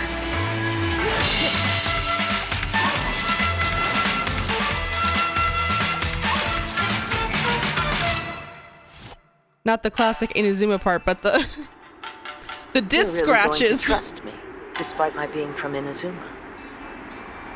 My mind is like a wind on the waves. It can change in an instant. Kid, I think I got you figured out. Oh, in that case, you saw this coming. What, you mean these amateurs? I was saving them for you. Fallen leaves, adorn my night! Oh, that's cool. That Beta was like featured in his demo. Very fun. My last line stirs the drifter's heart. No one is sure when they first noticed it, but once in a while, from the deck of the Alcor, flagship of the heavily armed Crux fleet, the soft sound of a flute can be heard. Following the ocean breeze to wherever it may lead, trace the sound back to its source, and you will see a young samurai of Inazuma calmly sitting in a crow's nest, playing a leaf flute while taking in the sights and sounds of the natural world. But ask the other sailors about his story, and you'll find they know little more than you. All they can tell you is he is a trainee sailor from Inazuma. His name is Kaidahara Kazuha. Come driving rain or winds that churn, I shall return by blade alone, armed, if barefoot, to my home. Many look at Kaidahara Kazuha and see but a young face. What they miss is a swift and deadly samurai wanderer who is not to be taken lightly. Kaidahara Kazuha has the ability to manipulate animo and provides an elemental damage bonus for members of his party. Also, with his elemental skill, he can make frequent use of special plunging attacks that keep enemies grouped together, providing great support to his party. Like a leaf on the breeze, he is light as a feather and swift as a blade. When Kaidahara Kazuha is in your party, he reduces sprinting stamina consumption for your party members, making exploration faster. Well, that's neat. Kazuha's normal attack can combo up to 5 strikes that deal physical damage to enemies. Hold the attack button to consume a set amount of stamina, and perform 2 swift slashes to his front, dealing high physical damage. While Kazuha is airborne, pressing the attack button causes him to perform a plunging attack, damaging opponents along the path and dealing AoE damage upon impact. Tap his elemental skill, Chihayabaru, to unleash a secret blade technique, pulling enemies and objects toward him, launching enemies within his range, and dealing anemo damage. It's like a more graceful Kazuha Sparta uses kick. the gust of wind generated Instead of in this kicking an moment enemy over to the edge, soar you up just into the air. Suck them For a over. short period after using Chihayabaru, while Kazuha I've remains never thought airborne, to do that. he can unleash a powerful plunging attack, Midare Ranzan. The damage dealt by this plunging attack is converted to anemo damage. When Kazuha lands, he uses another secret blade technique to create a wind tunnel that pulls in nearby enemies and objects. With this effect, Kazuha can concentrate enemies in one place, allowing other party members to attack more efficiently. Chihayabaru is a skill that can be used while airborne, giving Kazuha great agility when out exploring. When Chihayabaru is held instead of tapped, Kazuha deals increased anemo damage over a wider area. After unlocking the talent Somon Swordsmanship, Kazuha's elemental skill can absorb Hydro, Pyro, Cryo, or Electro when cast. If a Midare Ranzan plunging attack is performed before Chihayabaru's effects expire, it deals additional elemental damage of the absorbed element. Sorry. Only one elemental absorption I'm not talking because I'm like trying to understand all this kit discussion. The birds call. I'm like a. Kaidahara Kazuha's I elemental learn best when I burst do is it the myself, pinnacle so hearing achievement it of his explained to me is a self-taught little blade work. difficult. He strikes with the force of the first winds of autumn, dealing AoE anemo damage. This attack produces a field called Autumn Whirlwind. The field Very pretty. periodically deals anemo damage to enemies within it. If Autumn Whirlwind comes into contact with Hydro, Pyro, Cryo, or Electro, it will absorb that element and deal additional elemental damage. Very handy. This elemental absorption may only I like how occur it changes once in the its color duration. of the Kazuha can whirlwind. use the Autumn Whirlwind field to easily affect multiple enemies with an element, creating ideal opportunities for his allies to attack. The wind blows to all within its vast reach and knows the coming fall from the first withered leaf. For a set duration after Kazuha triggers a swirl reaction, all party members receive a damage bonus for the corresponding element. The bonus scales off of Kazuha's elemental mastery. Oh. If multiple elemental damage bonuses are gained in this manner, they are applied concurrently. Ooh. Kaidahara cool. Kazuha has roamed far and wide and is acutely sensitive to changes in the natural environment. When the way ahead is rocky, his mastery of anemo allows him to swiftly turn the tide of the battle, guiding the whole party to victory. In combat, he coordinates closely with his teammates to apply elements to enemies.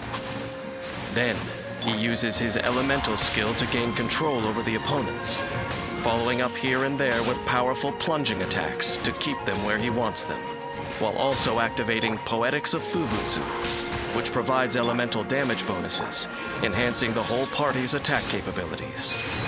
When energy is full, Kaidahara Kazuha unleashes his elemental burst, generating an Autumn Whirlwind field. The field creates the perfect conditions for elemental reactions, turning your party into a force to be reckoned with. I do know that he's very Kaidahara meta. Kazuha So. is no aimless wanderer. He has a deep sense of purpose. The young samurai left his homeland behind not to part with the past, but in the search for a new hope. As he navigates his path, he charts a course through the myriad of storms that come his way. His exposure to the elements keeps him in touch with nature and connects him with other people who cross his path. Those who choose to defy the gods are destined for hardship. But even a maple leaf blowing in the breeze, if it falls into the right company, can learn to sail the storm winds of the sea to shores beyond the horizon. Ooh.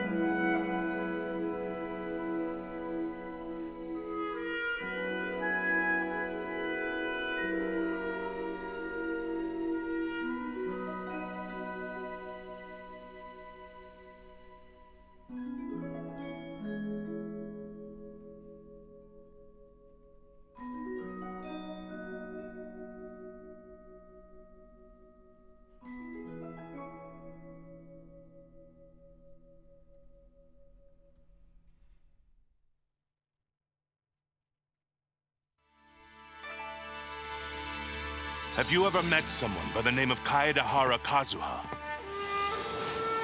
He was called away earlier by some people from the Tenryou Commission. They said they had something important to discuss with him. Since the Vision Hunt decree has been repealed, I no longer have any grounds to officially arrest him. Then again, I guess something very interesting is about to happen. That's it. I'm taking this case over. Yeah! Fracture! Can't fool me! I touched the hilt for the first time, it's as if I was transported to a strange dimension. Oh, faithful Oh retainers. boy. This is the blessed paradise that one has been searching for. Holy shit. Here is where we shall witness the culmination of all things. I, who command the darkness, shall lead you to yonder gate of dreams. Ooh. Right. Praise be to the Prinzessin, who has led us here to this sacred place. My sincere gratitude to you for inviting me to join you on this trip, Your Highness. Look at me, a genius astrologist forced into a juvenile role-playing game. Lady Magistus, are you embarrassed? Stop calling me that weird name. Lady Majig... What? Oh, excellent, most excellent. Oh, official? That's enough. Come on, just play along. Ooh. Okay, so now that is all, we've seen and watched all we can, we're going to just dive into his wiki. Kadahera Kazuha is a playable anemo character, a wandering samurai of the once famed Kadahera. Oh god. Kadahera. No. Hold on. Kaedehara. Kaedehara. Kaedehara. Oh, well, the cadence is different that time. Kaedehara. Kaedehara. Okay, Kaedehara of the Kaedehara clan. With an ability to read the sounds of nature, Kazuha is a temporary crew member of the Crux. Despite being burdened by the many happenings of his past, Kazuha still maintains an easygoing disposition. Okay, he's an October baby. Okay, let's go ahead and go straight into the lore. A wandering samurai from Inazuma with a modest and gentle personality. Beneath a youthful and carefree demeanor lies a heart that hides a great many burdens from the past. Seemingly easygoing, Kazuha has his own code of conduct. Okie dokie. Here we go. Character stories. Character details. Most people who meet Kadahera Kazuha for the first time might be inclined to assume that he is just a trainee sailor with the Crux fleet. After all, he is a gentle soul who enjoys reciting poetry when idle and who speaks to everyone in a leisurely manner. Who could tell that he was a wanted man throughout Inazuma? Even Beto, ever the good judge of character, could not tell that Kazuha could wield a sword with the skill of a seasoned warrior when she first decided to take him in. Who knows if it was the storms of life that smoothed out his rough edges, or if his natural restraint has kept his edge sheathed. Character story 1. The Crux, an armed fleet from Liyue, spends much of the year on the high seas, and its sailors are quite used to the vagaries of life in other nations. So they were more curious than surprised when an outlander began serving as a sailor on their flagship, the Alcor. The sailor in question was picked up when the Alcor docked at the Inazuman port of Rito. Beto had made friends with this young man, and when he came aboard, she told her crew, "This guy is going to be staying with us for a while. Take care of him now." The sailors trusted Beto's judgment and admired the newcomer for his martial prowess, not to mention his ability to predict the weather, so they were happy to overlook his reticence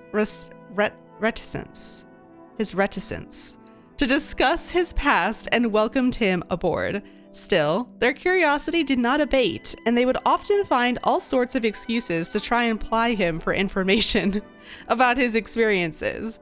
I've heard that they make some sweet blades there in Inazuma, and that the bigger the fish you are, the swankier the sword. So, how's yours measure up? Kazuha would remain silent in the face of all such queries.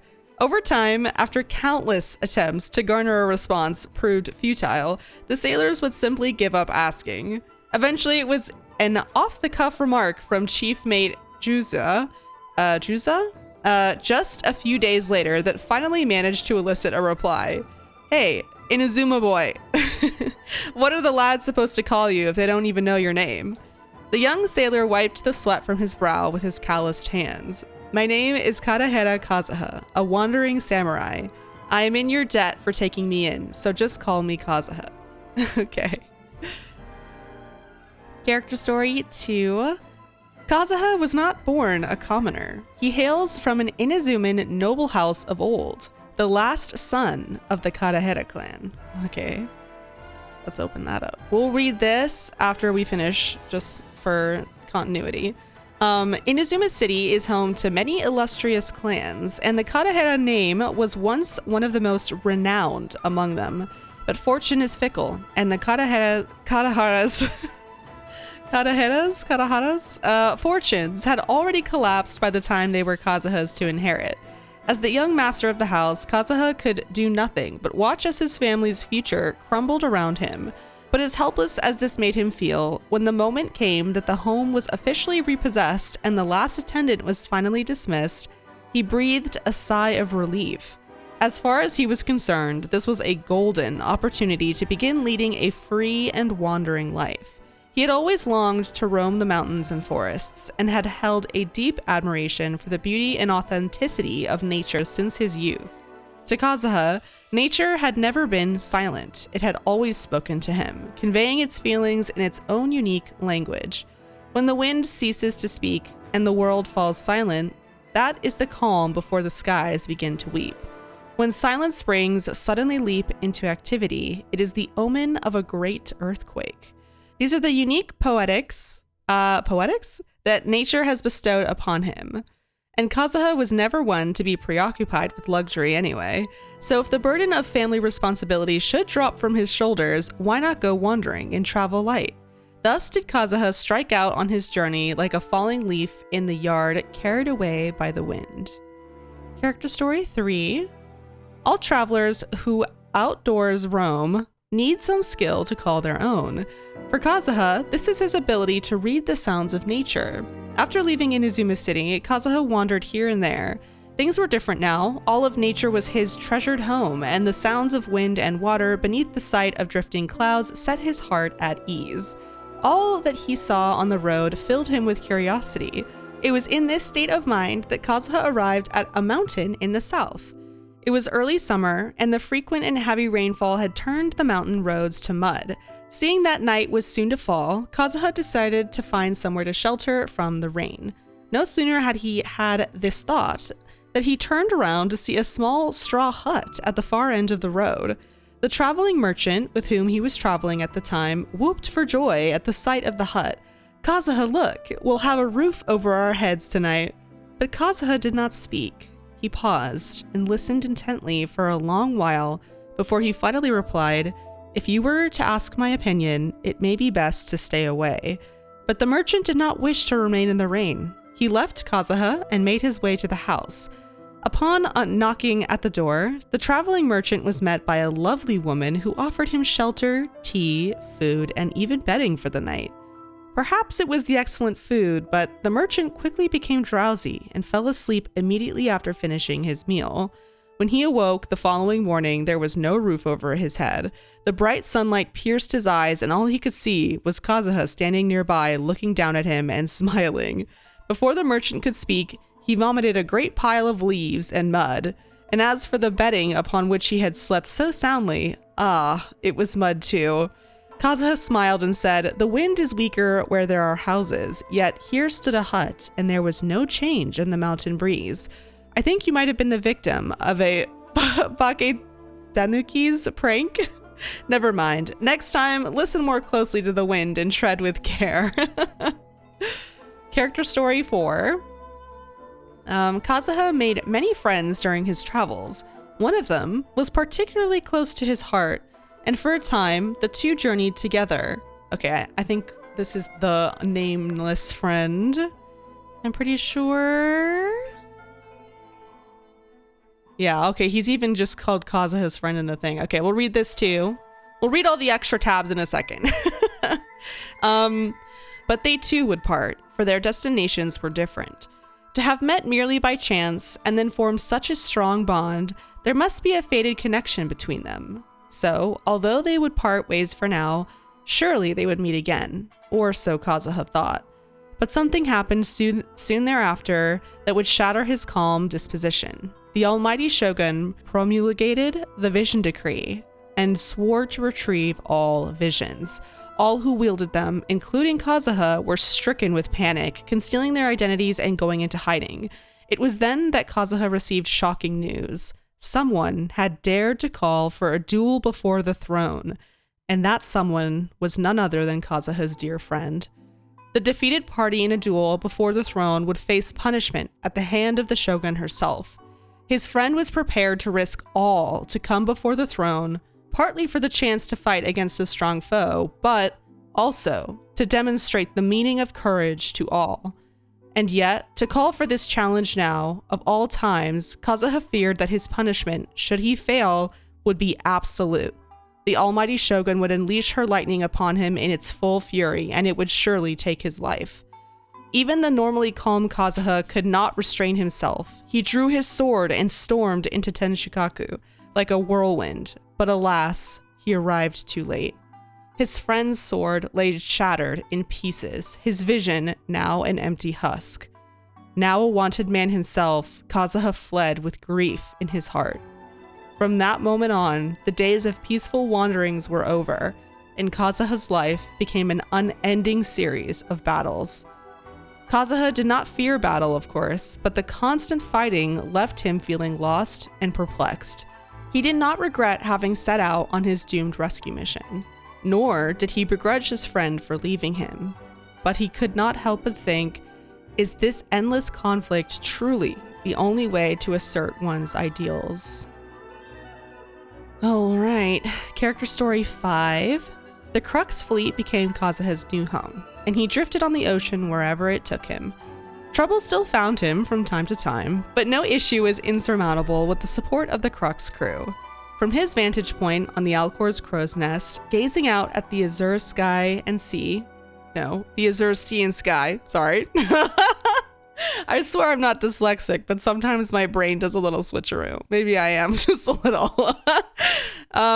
He finally had the space to think over the tumultuous events of his past and what it all meant to him. Every samurai wishes to live their life with passion and to claim the greatest reputation possible, using the sword in their hands. But there will always be those whose base desires led them astray from the path of justice and virtue, and those whose blades leave an endless trail of enmity in their wake. Surely the heavens did not give us fleshly forms, and the gods did not watch over our lives all so that we might take up arms against one another.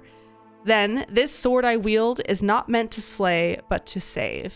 Yes, this shall be my path as a samurai, and I shall defend it all my days.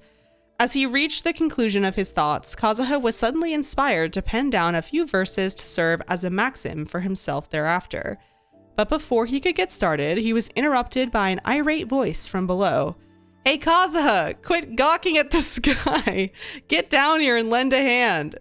It seemed the maxim would have to wait for another day. Whatever the helmsman Sea Drake needed help with clearly couldn't wait.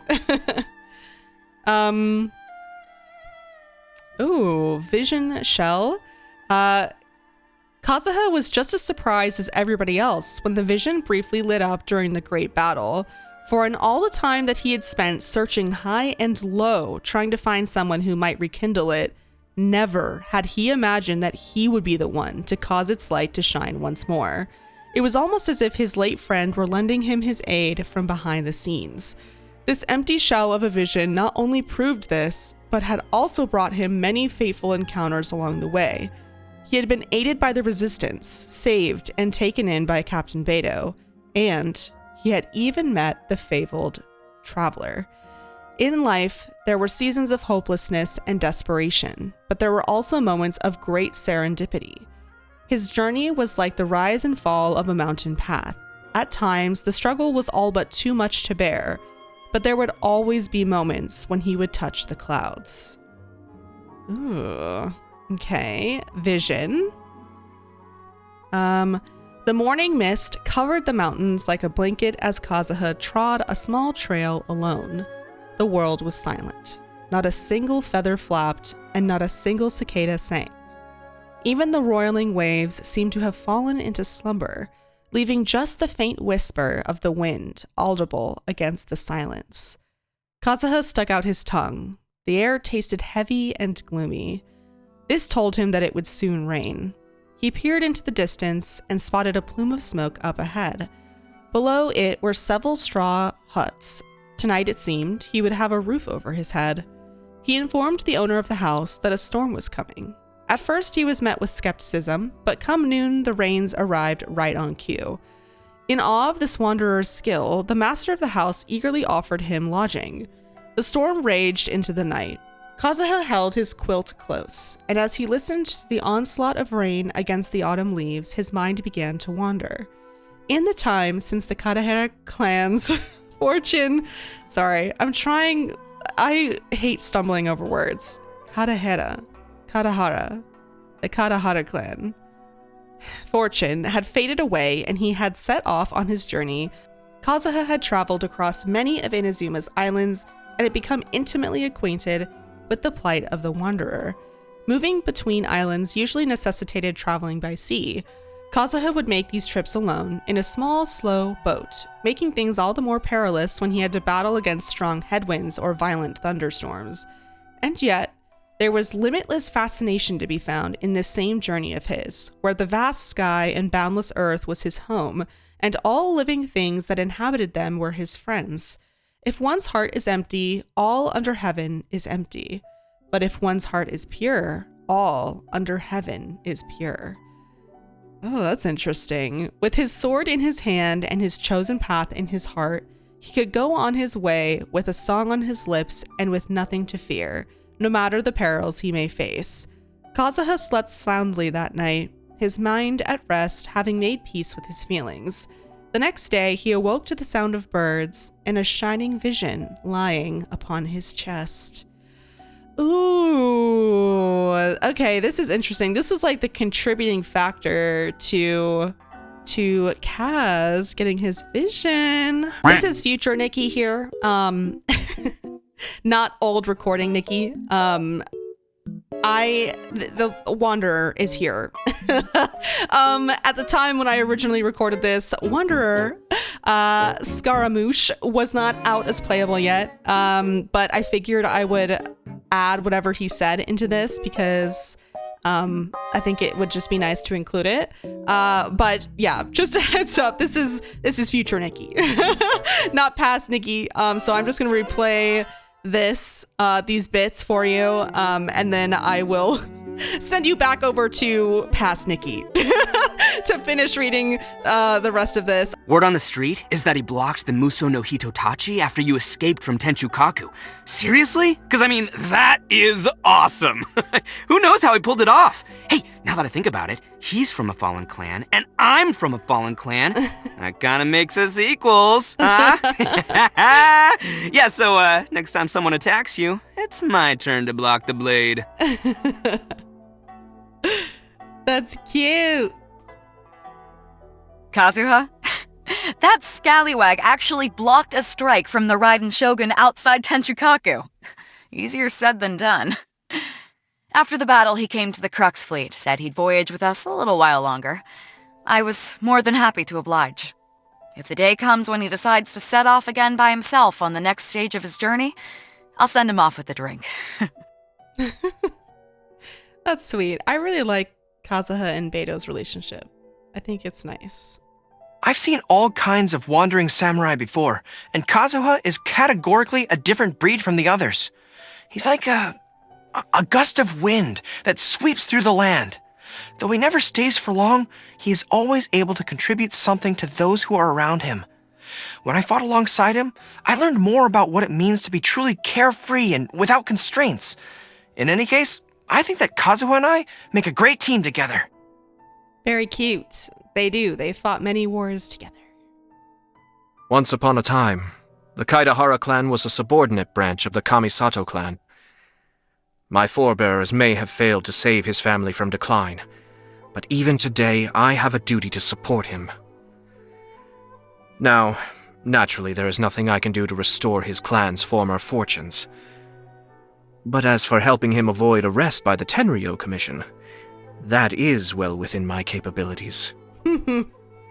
I still think it's sweet that Ayato looked after. I know he says it's like he has like a responsibility to look after him. But like he didn't have to, especially since it was at the time opposing his own government, which he is very much a part of and has a pretty high rank in Inazuma's government, right? So it's a pretty big deal for him to help Kazuha at the time. Okay, Coco? Kazuha once came and bunked with the resistance for a time. If I'm not mistaken, he got along very well with Goro. They would often fight side by side in battle. Kazuha has a carefree personality and doesn't like constraints, but he would follow every command to the letter when he was among our ranks. In my opinion, not only is he an outstanding swordsman, but a very refined character. I agree, Miss Coco. I agree. Okay, so this was the new character that was coming out at the same time. I don't remember when I originally recorded this if Heizo was out yet, but here are his voice lines for Kaz. Oh, Kazuha? Yeah, he's a solid guy. With his help, I felt like a locked treasure chest of clues had been bust wide open and emptied all over the ground for me to see. If only I had his sensitivity to the natural world. Oh, I get it now. The wind to him must be like my intuition to me. Well, cool. They are both Anemo boys. Oh, it's such a pity. Since the Vision Hunt decree has been repealed, I no longer have any grounds to officially arrest him. But then again, I guess now I can just openly invite him to come to the Tenryou Commission and discuss cases with me. All right, Mr. Stinker, the Wanderer. You speak of the descendant of the Kaidahara clan? Then isn't he... Wait, he also possesses an animo vision? And even managed to take on the Raiden Shogun's Muso no Hirotachi? Okay. Yes. We had to have an evil little laugh, didn't we? At the end of that. Like, of course. We can't have nice things. I am kidding right now, okay? Don't come for me. Don't attack me. We'll get to Scar Emotion Sumeru, okay? We'll come around, okay? People with no worries like myself speak plainly, while those with many cares often speak of ancient poetry or the scenery. They talk of flowers and birds, wind and moon, but never about the reality that confronts them. He's got quite the tale to tell, I'm sure. All right. Okay. So a little bit of interest. Kaidahara Kazuha is among the many Outlanders who enjoy Liyue opera. Whether it's an orchestral section or a percussive piece, he always sits there and listens quietly. Talk about great manners. She's like, boy has good manners. All right, trivia. Kazuha is the first playable Inazuma character. Like Tartaglia, he was temporarily listed under Liyue Harbor on the official website, which is the region where the player first meets him, and was then moved to newly added Inazuma section of the website on the version 2.0 release. Okay, so I'm assuming this is going to happen with Tartaglia, with the child. When we finally get to Snezhnaya, I'm sure he'll be switched over. Kazuha wields the fillet blade in the cutscenes. Okay, yeah, he's not using his like BIS sword. Kazuha is the first playable character since the game's global release who did not get a special dish or a Tevat food notes entry on his release. However, after 2.0 was released, his special dish, All-Weather Beauty, was added alongside the addition of its base dish, dry braised salted fish. Cool. Despite hailing from Inazuma, because Kazuha was released before Inazuma was and his affiliation with the Crux, he uses Liyue talent books instead of Inazuman ones. He still uses Inazuman items for his ascension, although this is due to the fact that they released earlier with the Golden Apple Archipelago. Kazuha is familiar with the Watatsumi army and the resistance led by Kamisato Ayaka Toma and Yoimiya as outright stated and or implied in the Arc Quests. Ayaka references Kazuha's friend and implies that she knows Kazuha when the traveler notes that they were aware of Kazuha's friend. After Kazuha and Beto fight at the front line alongside the Watatsumi Island, Koko welcomes him back to their group. Additionally, Kazuha worked with Goro before, as Koko remarks that they had gotten along well while he was with the Resistance. Kazuha is seemingly able to perceive that the traveler is from another world, as is suggested by his dialogue, making him one of the few characters who found out without being directly told. I remember noticing that in the, when we first met him, I remember that was one of the reasons why I was so suspicious of him. Kazuha, along with Zhao and Xianyun, are the only characters who can perform an elemental skill mid-air.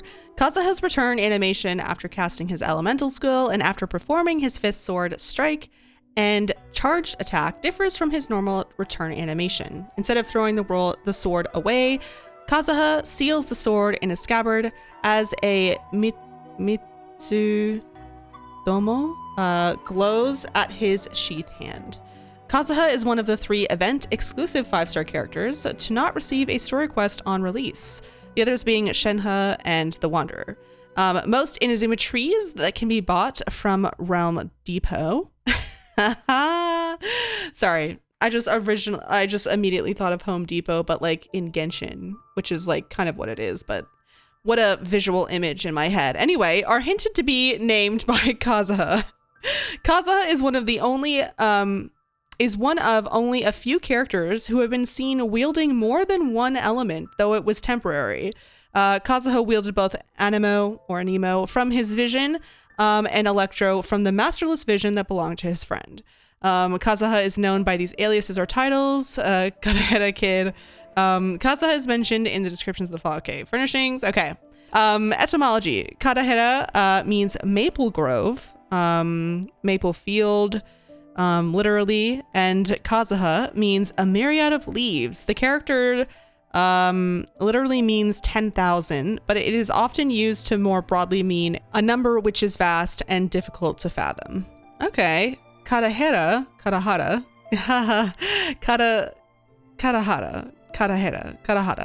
can also more broadly mean original maple. The word hara, meaning original, is the same as in Genshin. Oh, that's cool. Kazuha could be named after the Manyoshu, the oldest collection of Japanese poetry. All of Kazuha's elemental burst voiceovers are snippets of poems from the... Oh, that's neat. That's cool. In Chinese, the first word of Kazuha's name, meaning maple, is a homonym of the word feng, which means wind. Furthermore, the character contains the word, I don't know what that is in it. The same wordplay is found in Japanese, although only in written form. Okay.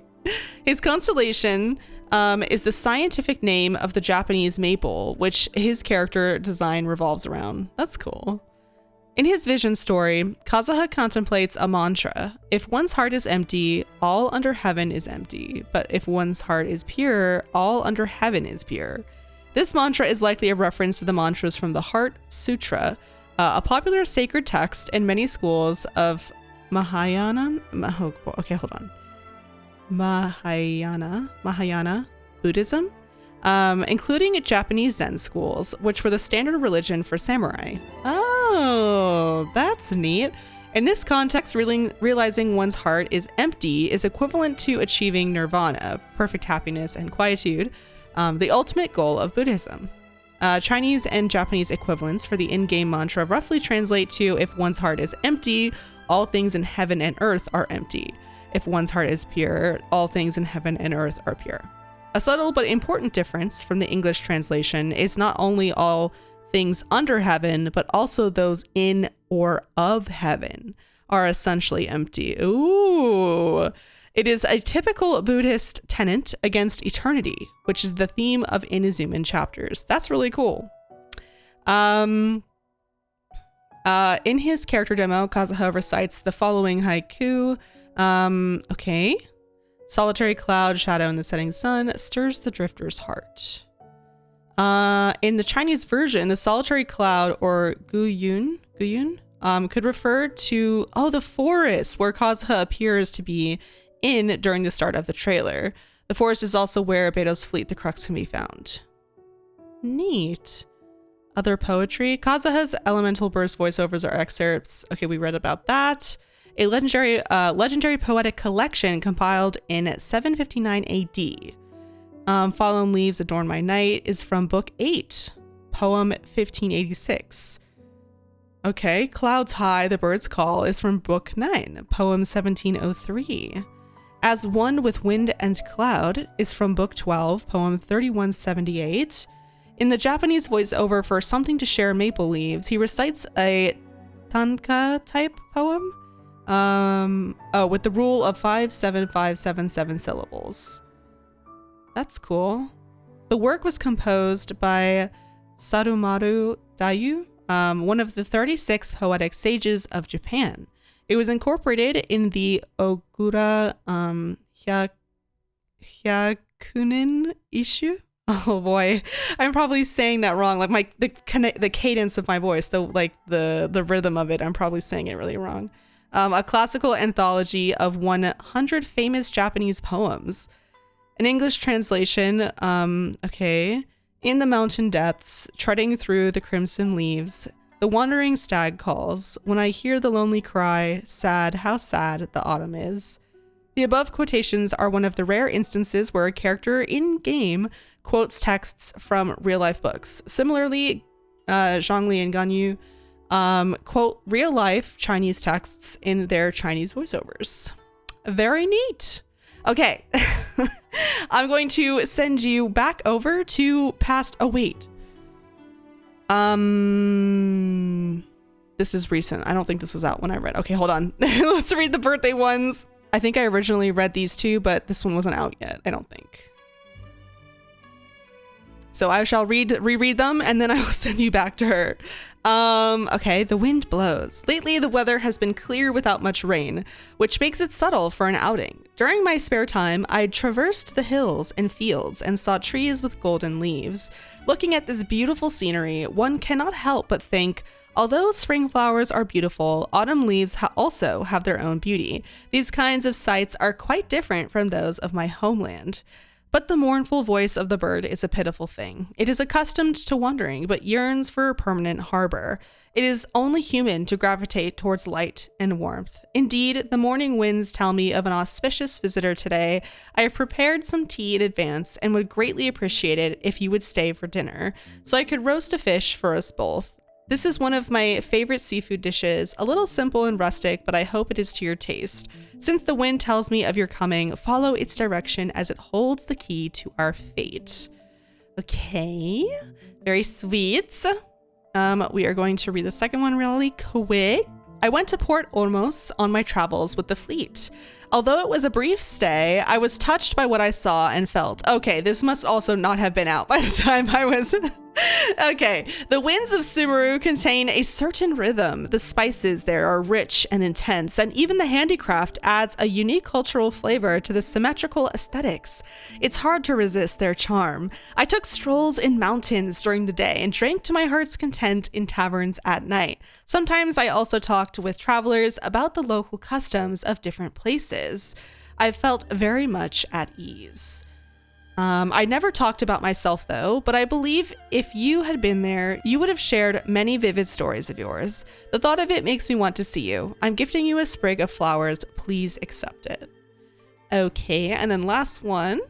Season of scarlet leaves. The weather is cooling, and the season for the mountainsides to be covered in a sea of red is here.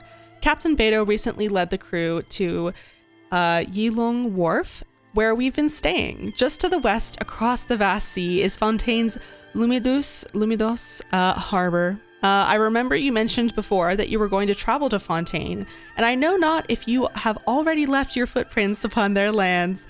If it is as I guess, then why don't you raise your gaze and look to the east? I am looking at you too, from across the sea.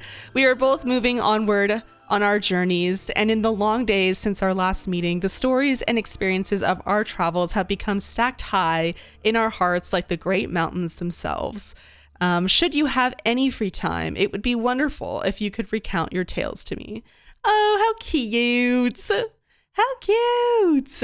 Okay, I'm going to... Sorry, this was like a little out of order and a little chaotic, but I'm going to send you back to past Nikki now. I lied when I said I was going to send you back because I just looked up like the same page that I was reading from when I originally recorded, and there's like a shit ton of added stuff because of the event and Scaramouche's like character quest. Normally I would have just left it the way it was, but I feel like this is all relevant information, especially since Sumeru has been out for a while, so it's not like I'm spoiling anything for anyone. So, okay, this is still future Nikki.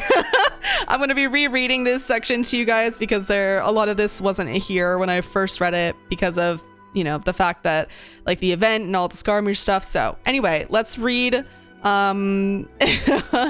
this page. I'm pretty sure I can send you safely back to past Nikki finally for like the Kazuha friend page, because I think I looked that up and I think that was all the same. Nope. So I'll send you back for real that time. Nope. But anyway, this is the Kataheta clan. Okay, it's an Inazuma clan. Hails from leader of the Ishin Art, one of the schools within the Gokaden, before its collapse. All right. The clan was a noble samurai clan of notable fame in Inazuma and a subordinate branch of the Kamisato clan. Over 500 years ago, the Kataheta Kagamitsu, or not the, but Kagamitsu, received tutelage from the bladesmith Futsu Masayoshi, who had been trained in the techniques of the Futsu school, one of the 5 bladesmithing arts in the Raiden Gokaden. Kagamitsu himself, a member of the Ishin Art, went on to become known as one of the Ishin Sansaku, or 3 great masters of the Ishin Art. Roughly 100 years ago, Niwa Yoshinori was adopted by the head of the clan after his father's disappearance and changed his name to Kataheta Yoshinori. When swordsmiths of the Ishin Art repeatedly failed to create an important Goshinto blade using the Raiden Shogun's diagram and fled out of fear of punishment, Yoshinori and the head of the Kamisato clan investigated the matter. Realizing that the diagram had likely been tampered with, they tracked the bladesmiths down to a beach northwest of Byako Plain. Instead of the swordsmiths, they found oh boy, I always struggle with this one. Kunikuzushi. Kunikuzushi. I think I'm saying that right. I always stutter over that one. The Wanderer, now known as Scaramouche, lying in wait.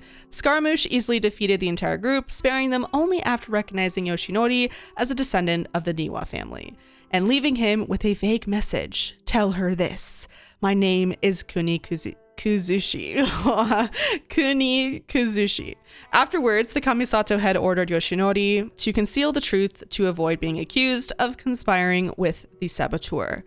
Fearful of Scaramouche's claim that he would destroy the Gokaden, Yoshinori also stopped the family business and refused to pass down the Ishin Art techniques. Kazuha's grandfather, Kataheta Hisamichi, attempted to retrieve the Ishin Art but failed Yoshinori's challenge of crafting the Goshinto using the sabotage diagram. Failing to pick up on Yoshinori's words about finding the secret within, Hisamichi grew enraged by Yoshinori's claim that the Ishin Art deserved to fade away and departed to other lands in his fruitless attempt to reverse the family's ill fortune. He would not return until after Yoshinori had already passed away, something which he came to regret. Hisamichi himself took up the art of bonsai growing, basing some scenes on the views he saw during his travels. He told his son, Kadahera Kagaharu, that he hoped his grandson Kazuha would not follow in his footsteps and would see more of the world. By the time Kazuha was born, the clan was on the verge of collapse, having almost no fortunes to inherit when the time came. Eventually, their houses were repossessed by the authorities, and the last attendant was dismissed.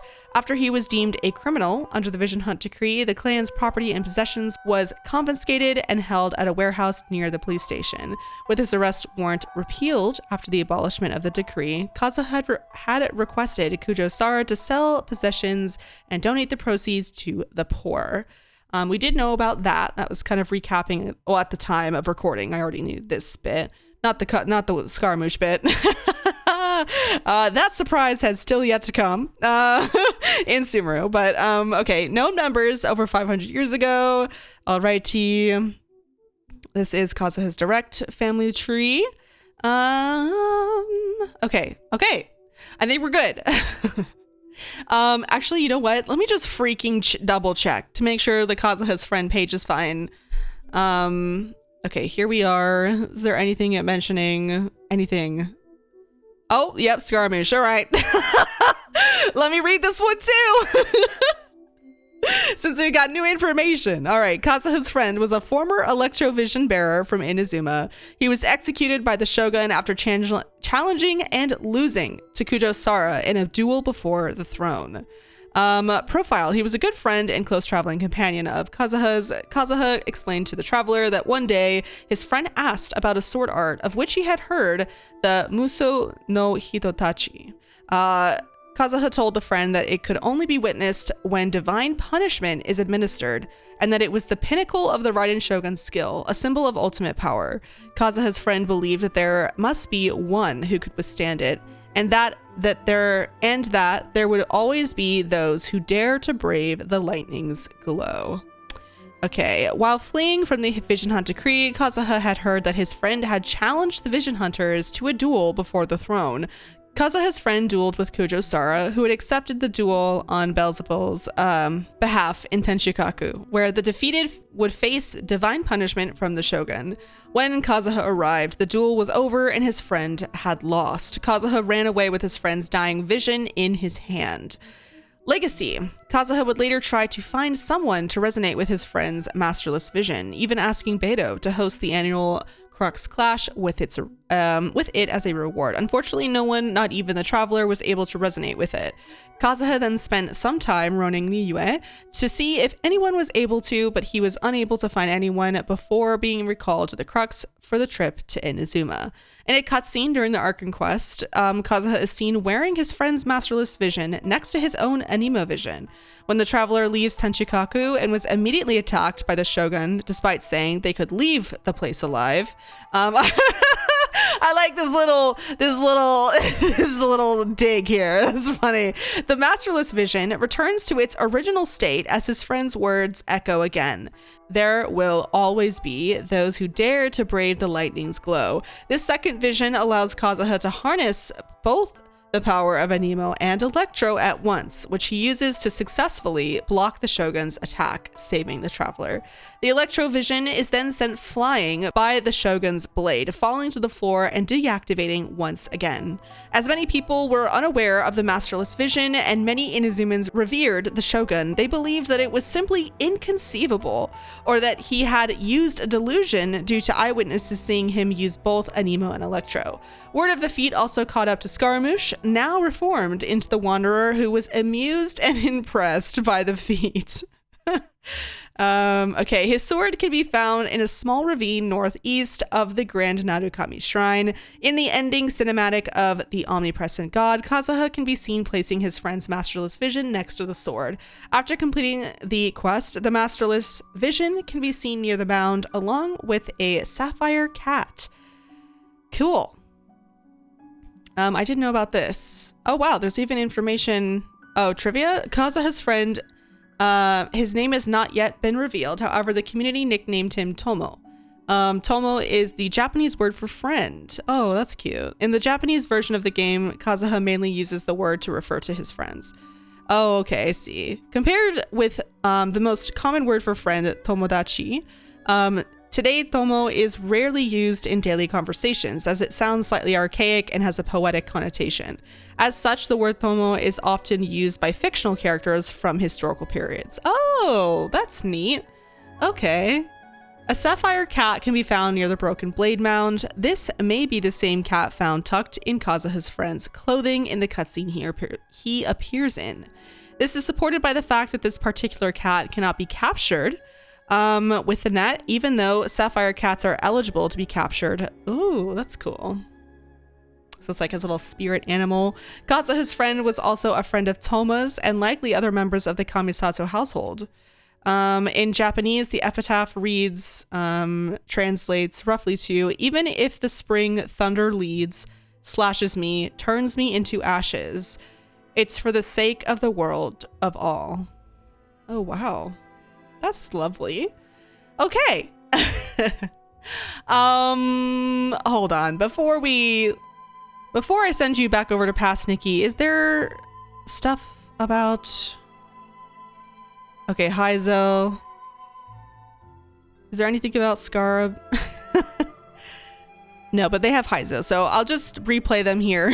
Just like re-recording this entire section, but it is what it is. Okay, let's start up here. You know what? Here's what I'm gonna do.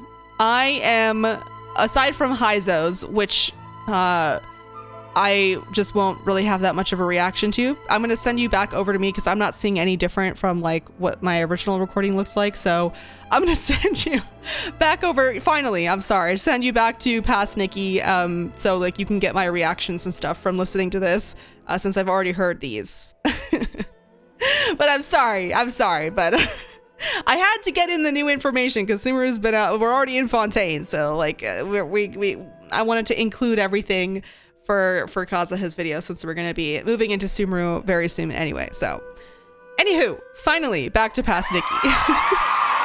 Come driving rain or winds that churn, I shall return by blade alone, armed if barefoot, to my home. I am Kaidahara Kazuha, a wanderer who roams the land. Since we are both travelers, let us journey together for a time. Okay, a very poetic introduction. This scenery is wonderful. Surely enough to convince anyone to become a wanderer. There are leaves around, and I know just the tune to accompany them, if you wish to hear it. Wherever in this world I roam, I carry memories of my home. This blade. It is the last link I have to the land of my birth. Taking a stroll in the middle of a downpour certainly rouses the spirit. But it's best to dry your clothes as soon as possible after the rain stops. I will say, I do like the rain too. I don't think I would walk in a downpour without an umbrella. That's a wonderful way to get sick, but I do enjoy the rain too. Compared to the storms I've encountered out at sea, this is really quite tame. I love it when it snows. The world falls completely silent, and I can sleep undisturbed. Correct priorities. Clear weather all around brightens the heart. The bird song at daybreak is nature's gift to us. Let us go.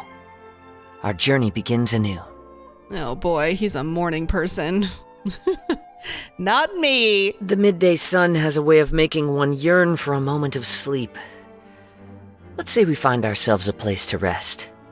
I gaze up at the moon and lend my ear to the gentle breeze, with wine in my cup and peace in my heart. Have a wonderful evening. The wind has ceased. The world is silent, so now is the best time to rest well. See you tomorrow. In truth, not every night out at sea is filled with wind and waves. When the weather is clear, the moonlight flows over the rippling water and schools of fish circle the ship's hull. At moments like that, when I look out into the distance from the prow, I feel like this journey is worth it. The only thing that takes away from that feeling is the sailors singing.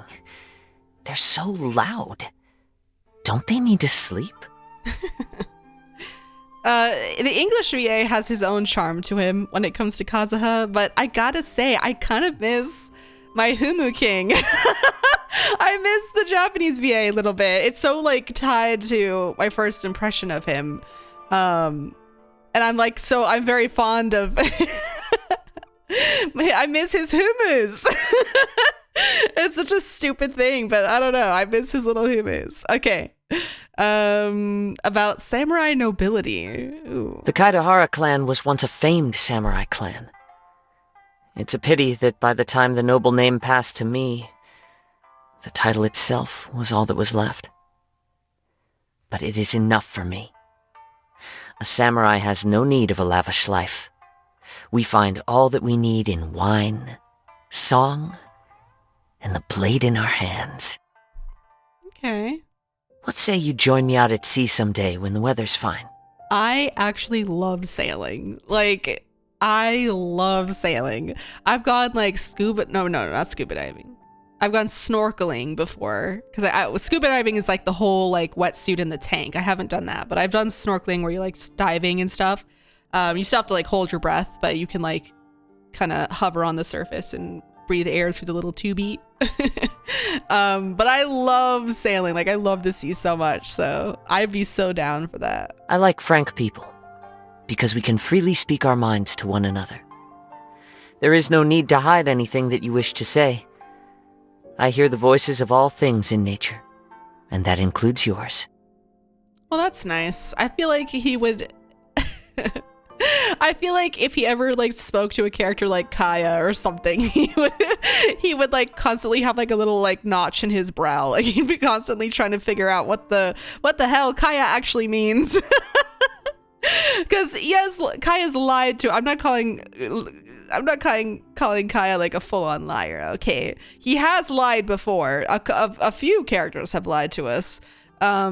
But Kaya also, even if he's not lying, he tends to kind of talk in metaphor, or like he kind of hints at, he's kind of vague, right? It's like his thing.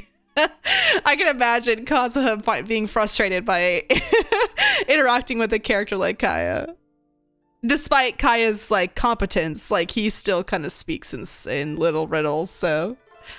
Okay, vision. This is about his vision. As I see it, a vision is the proof of one's strength, not the source of it. It symbolizes the mortal desire to always keep moving forward. But in this endeavor, we samurai place our faith in our blades alone. Okay. Ah, you'd like to learn the art of the sword. Let me see. All right. Here, take this. It's a bamboo blade I just made. With these, we can practice sparring without having to worry about getting injured. Yeah, maybe you should tell that to freaking Child. And our weekly battle sessions with Child in the Golden House.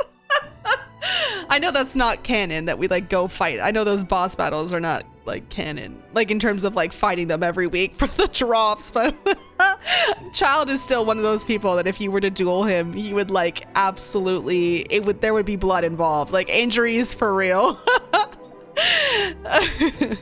Okay, something to share. Maple leaves. On this mountain path where the red leaves lifeless lie, my heart calls for a companion, echoing the deer's cry. I do love maple leaves, but it is a shame that so many goodbyes seem to happen when they turn red. Oh. Farewell, dear gulls. Please calm your cries. From this day forth, I am a wanderer once more. Are we talking about seagulls? Okay. Not him saying dear gulls, please. Please, those things would, if seagulls had the capacity to murder a human being, they would, and they'd do it over a corn chip. Like, let's be for real now. Okay, this is about Beidou. I owe Beidou my life. She took me in when I fled from Inazuma, and gave me the courage to return there at the most difficult time of my life. She is a comrade in whom I and all the other sailors can place our trust. That's really sweet. How sweet. When I was a wanted man, the Resistance gave me a lot of help. The time I spent with Goro was brief, but he left a deep impression on me. He's the type of person who says whatever's on his mind. He shares the highs and lows of his subordinates and is never afraid to draw his sword for the sake of a friend. That's the kind of person I can really get along with. Aww. It's cool, though, that I guess Kazuha is referencing that, like, Goro also uses a sword, not just a bow. Because, like, he's a playable bow character, right? But I always love when, like, canon or lore hints at a character, like, using multiple weapons. Like, Child is another example off the top of my head, but I mean, of course, it would make sense that a general would be able to use multiple different weapons, but that's cool. Okay. Kujo Sara. She defeated my friend in a duel before the throne, which I accept as proof of her great strength. But she uses that strength to serve as an oppressor's lackey, leading the Kujo clan's troops to relentlessly seek out and confiscate visions. This, I cannot forgive. This is crazy because, we know that he does end up forgiving her. I see. So she does have her own ideals that she's fighting for. But I have to wonder, can the Kujo family flourish as they did before, once this storm is past? It can. In Raiden's quest, we saw how the Kujo clan, was able to be inherited by a better man. Okay, about the Raiden Shogun. I've asked myself this question many times since leaving Inazuma. Do I simply resent the Raiden Shogun because of what happened in that duel? Because of the lethal stroke she dealt my dear friend? I've thought about this a good long time, and I believe the answer is no. My friend died an honorable death in that duel, and the Shogun was not unjustified in her conduct. My dissatisfaction with her has its roots in the Vision Hunt decree.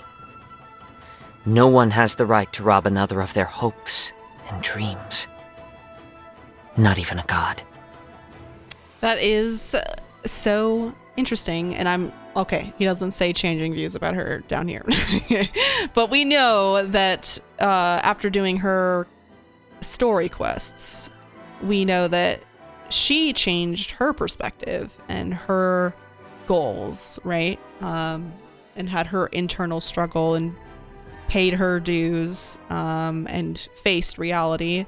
And she knows that, you know, not only the Vision Hunt Decree also being a manipulation of the clans by the Fatui, we also know that, but like currently as of right now, she's fixed or attempting to make up for this problem, which is Kazuha's main issue with her. So he doesn't really have a reason to have an issue with her in the story currently as it is, which is nice. Okay, Ayaka? I'm sure everyone living in Inazuma has heard of the Shirasagi Himegimi. The lady of the Kamisato clan is as perfect as a person can be, though our paths have seldom crossed. I wonder what she thinks of the state of Inazuma today. I'm just gonna blanket assume that all of these comments are like Inazuma and event quests, because he does end up spending quite a lot of time with Ayaka in the event, so. Okay, Yue Mia. The last time she commissioned Captain Beidou to ship fireworks to Liyue, I unloaded the shipment myself. They were so heavy. I doubt that anyone besides her could make such huge fireworks. Okay, Kokomi. During my time with the Resistance, there was no one among our ranks who wouldn't look up to Her Excellency. As someone with a great passion for military matters, victory at all costs isn't really part of her ethos. She'd always try to limit the casualties to the minimum while planning her next move. By some accounts, it also seems that she seeks to take charge of both internal and foreign affairs for Watatsumi Island. Wouldn't that be too much to expect of herself, though? I really like how he's close with Kokomi and Goro. Like, I don't know, I just think it's really sweet that he has so many kind things to say. Don't be deceived by his happy-go-lucky disposition. As soon as he gets working on a case, that restless energy he carries around turns into a razor-sharp focus. It's quite remarkable to witness. Okay, so about Kazuha 1. You'd like to know more about me, you say? Well, as you see, I am but a wandering samurai that you could have run into just about anywhere. Uh-huh, sure. Sure, okay. Friendship level 3 about Kazuha 2. I have a very keen sense of hearing. My ears pick up all sorts of sounds. The wind through the mountain passes, the parting clouds, the sound of foxes chewing on apples in the forest, the sound of crabs blowing bubbles. This is nature's favor. It allows me to sense danger long before it draws near. Okay. This is friendship level 4, so a little more friendship with him. This is still about Kazuha. I used to love the rain when I was small. The sound of it would lull me into a peaceful sleep. But since I've grown older, my feelings have become more complicated.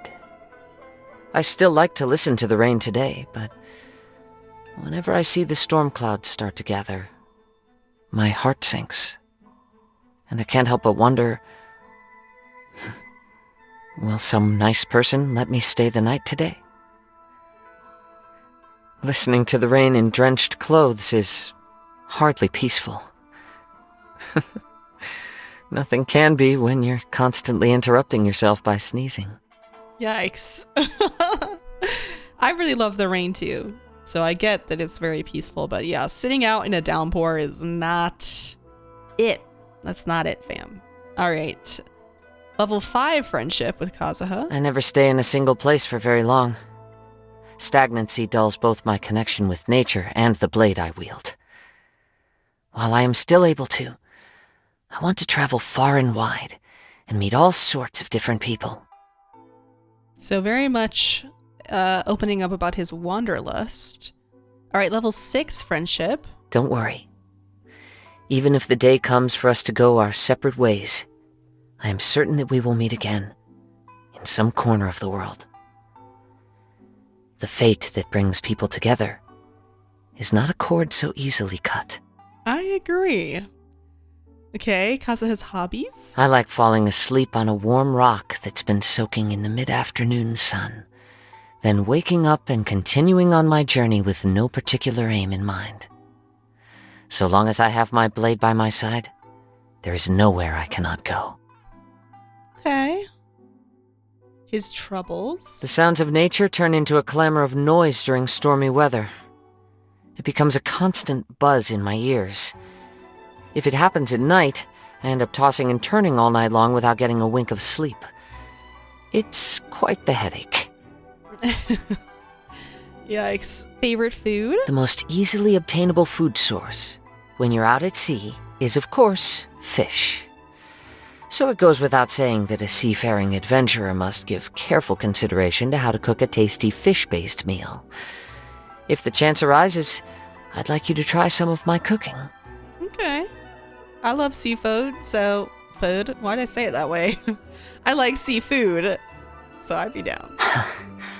I am not particularly fond of food that's thrown together in a hurry without much care and attention.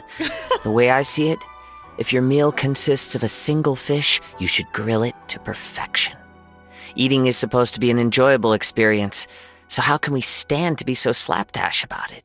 He would not survive the modern world. Ramen, instant ramen, cereal. Oh my god. He'd faint at the sight of cereal.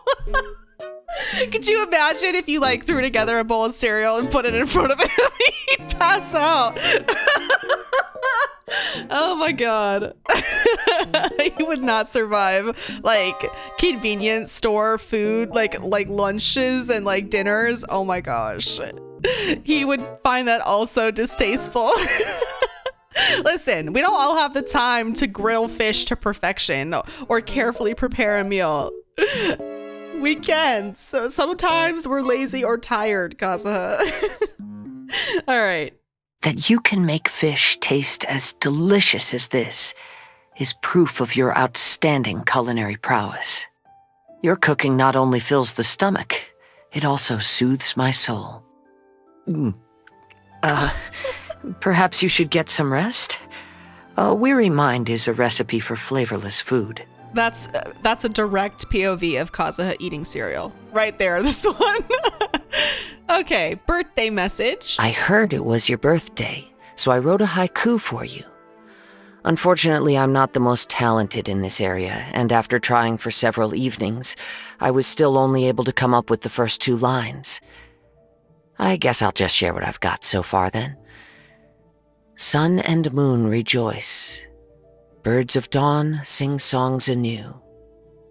Wait, don't say a word. I think the final line is coming to me. Yes. How about far from home with you? Anyway, happy birthday. Let's go and get you some cake, shall we? Okay. Okay. My blade grows keener. The sound of snow as it lands on the ground is so faint as to be practically non-existent. But now my senses are sharper than ever, and I believe I should be able to discern it. The waves rise high out in the open seas. I too must reach new heights of strength. As one travels the world, sorrows and frustrations are bound to journey with you. But I find that I've grown since meeting you, both in martial arts and in strength of character. I am confident that I will be more at ease in life from this point forth. Well, that's good. That's good. Okay. I miss his little humus. I miss them. It doesn't feel like Kazuha to me without his humus. Okay. Ha! Wind Strider! Into the wind! The wind knows me. One with nature. Clouds hide. The birds call. As one with wind and cloud. Fallen leaves adorn my night. Time to go. Okay. I follow the wind. Brings a smile to my face. Opening a treasure chest? So does it. Same. Same. A fateful offering. Who says there aren't benefits to a life of wandering? Ha! Not bad. I must remain calm. Stay focused. My turn to aid you. I've got your back. Aww. So many regrets. Never again. This is the end. Actually, I'm actually surprised that one of his, death lines is so many regrets. He doesn't really strike me as a person who has regrets. Interesting. Okay. Want me to come along? All right. Let's head off. Sounds good to me. Okay. Well, let's go ahead and, check out his companion page. Okay. Let's go ahead and get his teapot dialogue. Here he is. Okay. Hello there. There was a familiar scent upon the wind. I guessed that you would come. I'm very happy to have some place to settle down for a time. When I'm by myself, I often look outside just to appreciate the scenery. With no one around, one's heart will naturally calm. Tomorrow is uncertain, but at least I'll always have the stability of the present.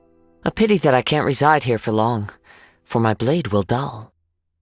I am most thankful. Each year yields scorching summers and frigid winters. The hottest and coldest days are difficult for me to weather, but the weather here is always comfortable. It is truly a blessing to leisurely pass one's time here. Okay, this is now friendship level 4 dialogue. All right. But what to talk about? Let me think. The rainy season recently set itself upon us. Any topics pertaining to rain? If the rain is heavy, I'll usually seek shelter. Caves are my primary choice, but if there's a wild animal inside, you must first contest it. My second choice is an abandoned temple, but there are usually drafts and the omnipresent scent of mold. If there are no other options, I'll shelter under a tree. But I don't dare do this in a thunderstorm, too dangerous. As a last resort, I'll try my luck on houses with their lights on.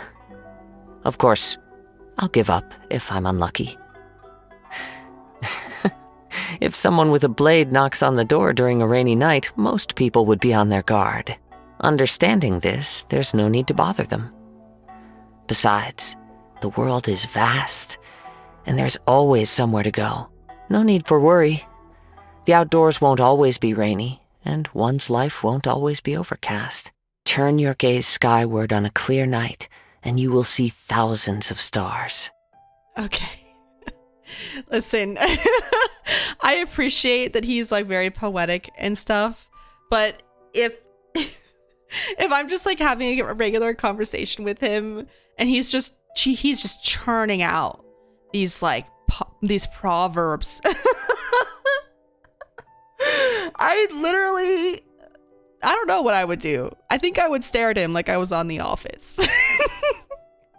but like an affectionate annoyance. Like I wouldn't actually be annoyed, but I'd be like, okay, yes, clear night, 1,000 stars. Okay, yes. It's nothing to do with what we're talking about, but yeah, what a beautiful sentence.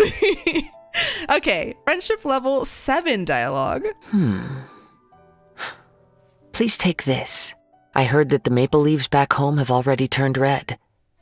I want to go back and take a look, but it's a long journey. I can't return for now.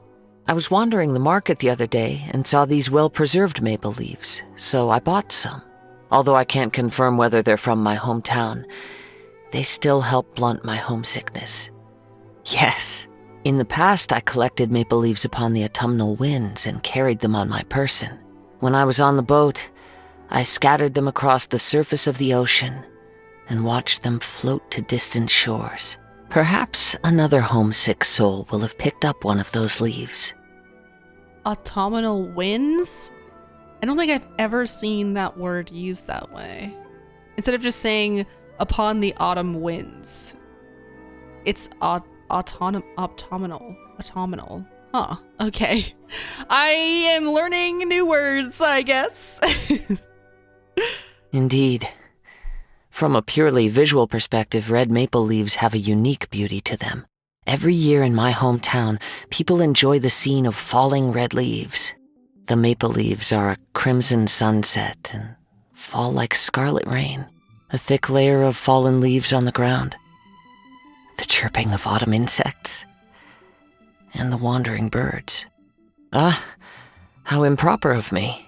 I should have taken the initiative to invite you. But I was absorbed by my own homesickness. Thank you. Then take this maple leaf as a keepsake. Our promise is thus made. When the maple leaves next bloom red, we shall go to my hometown together. Well, that's nice. Okay, this is morning time. Good morning. It feels like you're somehow different today. You can talk to me about anything. Although I cannot guarantee anything else, I'm a very good listener. Okay, this is the nighttime. Good night. Tonight's wind is gentle, so there should be a plenitude of wonderful dreams. See, instead of just saying there should be plenty of wonderful dreams, he says plenitude. That deserves a stare, like from like a gym stare. I'll put up on the screen what I mean. Like fondly, why did you say that word? Why did you say plenitude instead of plenty? Okay, this is the special dialogue from the like special sets for that he enjoys in your teapot. This peaceful scene puts the mind at ease. Even the most ordinary stretch of countryside, the humblest of hills, harbors poignant profundities from the distant past. Offer them your full, undivided attention, and each flower, each tree, each blade of grass will whisper their stories to you. Okay. A tranquil tea house with finely crafted ornamentation and the scent of tea lingering in the air. The atmosphere here is truly delightful. When you can spare the time, why not join me to discuss our favorite poetry over tea? Okay. All right, I think that's it. I don't think there's anything else. So we are going to hop into the character log. So one of the first things that I've been dying to talk about before we like talk about anything else, is the parallels that were made, at least to me, the parallels between certain narratives that were made with the sword. And it just sparked in my mind, it just reminded me a little bit of maybe how our brother's journey, or our sibling, I should say, the Abyss twin, their journey is panning out. Like each step on this dark path that they've chosen, they get more and more stubborn to not change, to refuse to face reality, right? To continue down this path no matter who they hurt or who they use. They continue to push forward because their determination or their ambition has been twisted into something hateful and into something negative and harmful. I mean, that's at least how I interpret the Abyss twins' journey, is that they originally were probably similar to Lumine, or the Traveler, I'll say. Since I know everyone has different, they picked either Lumine or Aether. It was similar to the Traveler's ambition, similar to the Traveler's determination and perseverance. And it was slowly poisoned along the way, is what I'm assuming happened.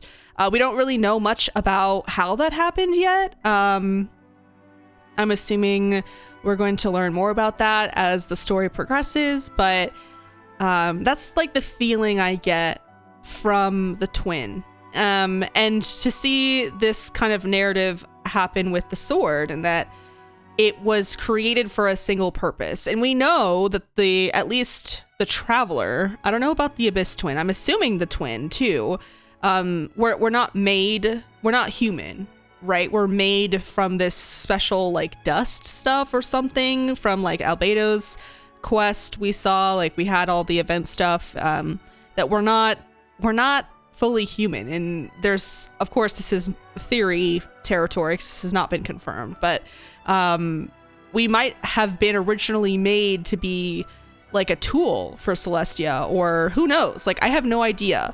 I know we traveled to different worlds originally, but who's to say that that's our actual memory, or who's to say that's what actually happened? Like, we don't know. I have no idea. We don't know anything about it, so it's hard to make any, like, infallible statements. But I will say that I think that we might have been brought to this world for a purpose. And our sibling is saying, like, has always told us, like, go through the world and you'll see, like, you'll experience the same things I did. And the Abyss twins seemed very sure that we would come to the same conclusion that they did and follow the same path they did. But one of the things that I found interesting in this is that I think Kazuha said it to the sword, not verbatim as I'm about to say, but he was essentially saying, like, you, in attempting to pursue the wish that, like, your owner's or your master's wish, right? Your creator's wish, you corrupted yourself. Like, you hurt people, you brought harm, and you essentially became everything you were made not to do, right? Especially like Ishin art specifically, like, you're supposed to find harmony. The sword is supposed to find harmony with their wielder, and that's like the basics. That's the basis of the art. And by using people like tools, that's like the complete opposite, right? So he was just corrupting his purpose, because his goal was to get to Inazuma, to get back home, but he became something else on his journey to get home. And I think this is maybe what happened with the Abyss twin. I don't know. I just, like, it's a feeling. Obviously it's a theory. This is not like, I'm not like confirming anything. I'm just trying to connect the dots in my head and think ahead. Because I really think that, Kazuha's words about the sword corrupting itself, and that it tried to fulfill its maker's wish, and just ended up ruining itself on the journey. I don't know. I think it it just, I don't know, it sparked in my brain. It echoed my thoughts and my feelings about our Abyss twin. I don't know if that was purposeful on the the Genshin writer's behalf. It might not have, but to me it felt like a small echo of the larger themes that are going on in the plot of the story. And Kazuha is such a thoughtful character. Like, he's very in tune with himself. He is very earnest, and he sees things for how they actually are, and he appreciates things for how they actually are. Even in the nature and all its chaos, he still finds like the beauty in it, right? Because it's there to appreciate, and he believes that we should be appreciating it. And I don't know. I just think that there is some relevancy to maybe what's happening with our twin, or what's happened to our twin. I don't know if it's present or past tense.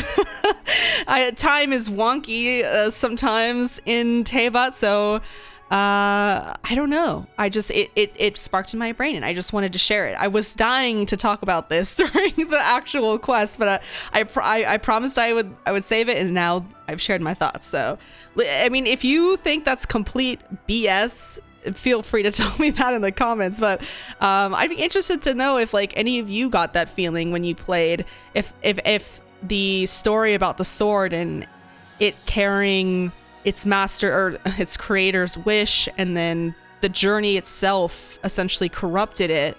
And in the end, he had to, the sword, when I say he, the sword had to give up itself, its consciousness, its, being, to truly fulfill its maker's wish, to truly fulfill its purpose. It had to die, or it had to disappear. It had to give itself, sacrifice itself, really, to pass on the knowledge to Kazuha, right? And to, like I said, fully make his master's wish true. And I don't want our sibling to die. Like, I seriously hope there's a way we can save them. But something that Kazuha, I think it was Kazuha, that said, after the sword was, like, the consciousness was, has left the sword, and he, like, reforged the sword. Kazuha had said something about, like, I wish there was a way that, I would rather not punish the not the creature, the being, the sword. I would have rather not punished them, but found a way to, like, I don't know, heal him. That's not exactly what he said, but I know it was sentiment similar to that at the very, very end. And I think that's how, when the time comes, that like Lumine will feel that way about her sibling, once we get to the end of the story. I'm sure our sibling will have performed. Well, we already know that our sibling has done horrible things, so that's, not new. But I'm assuming by the time we get to the end of the story, we're going to learn a lot more about what our sibling has done and the horrors that our sibling has committed. I'm sure there will be many. They will not be innocent. And I think Lumine will have that feeling, not only because it's our sibling, but also just, I don't want to punish. I want to help. I want to heal. I want to help you repent or atone. That was the word. Oh my gosh. I think that's the word Kazuha used. I don't want to punish the sword. I want to find a way to help it atone for what it did, I think is what he said. Correct me if I'm wrong, but I'm pretty sure that's what he said. And I think Lumine would echo Kazuha's feelings in that sense. When it comes to her Abyss twin. So, I don't think I have anything else to say on that bit, but I just wanted to just give you my thoughts on that parallel that I found. I don't know if that's, again, I'm not sure if that was on purpose by the writers, but it sparked in my brain. So anyway, let's just move on to talk just about Kaz. I really think that this character is sweet. I know when I originally met him, not in this quest, obviously, when we first met him in Liyue, and I remember I was like a little, I didn't think he was arrogant, but I thought all of his like poetry, I thought originally that it was like that he was, is aloof the right word? Like, I didn't think he was mean or like an asshole. I just thought that he was like, I don't know if it was, I don't think condescending is the right word either. What is the word I'm looking for? I don't think he was narcissistic, but I just thought it was kind of a little like huffy to be like saying all these like poems, like, and it didn't come across as sincere to me because I didn't know him yet. And he was just like waxing poetic right off the bat. And I was like, okay. And I was also just suspicious of him because he was new, and he also like clocked almost immediately that we were like not from this world, and that put me on edge, especially since we had just finished all like the leeway stuff, and I was just like, yeah, I don't trust anyone. So I was like really suspicious of him when we first met him. But I did come to know and learn that he is a very sincere soul, and he cares a lot about the people of this world. But I think he also has, I mean, at least of the characters currently, he is one of the only in the whole Genshin playable character cast who like really appreciates the world of Teyvat, and not the world as in like the, you know, societies who live here or the nations or the people, but like the world of it, like the actual nature of Teyvat. He seems to like hold in very high regard, and he is very in tune with nature, more so than the average person. And it's not just his anemo vision that gives him that awareness. He was like always this way. He was just kind of always in tune with the world around him. And his anemo vision just gives gives him a greater ability to attune himself to the world. And I think that's just really cool. I feel like a lot of the times, or at least nowadays, we don't have, maybe I should just speak for myself, but I'm not surrounded by a lot of nature.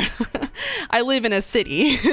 So the only quote unquote nature that's here is like planted, you know, trees and flowers and grass and stuff in yards, or like in, you know, public places. Like there's not a lot of free nature around.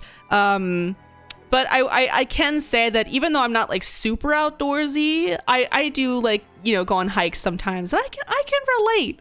You know, sometimes the wind just hits, you know, sometimes the sight of a pretty field just hits, you know, I get it. I think it's sweet too that he finds ways to try and share that joy of nature with other people through his like haikus and his poetry. You know, I think he also comes up with poetry for himself, but I think it also is maybe a way for him to try and, you know, not only contextualize his own feelings, but also just share his appreciation for the world around us with other people. Because like IRL people, I feel like the people of Teyvat are focused on their own cultural lives. You know, the economies, the places they live, their own lives, their jobs, you know, their families.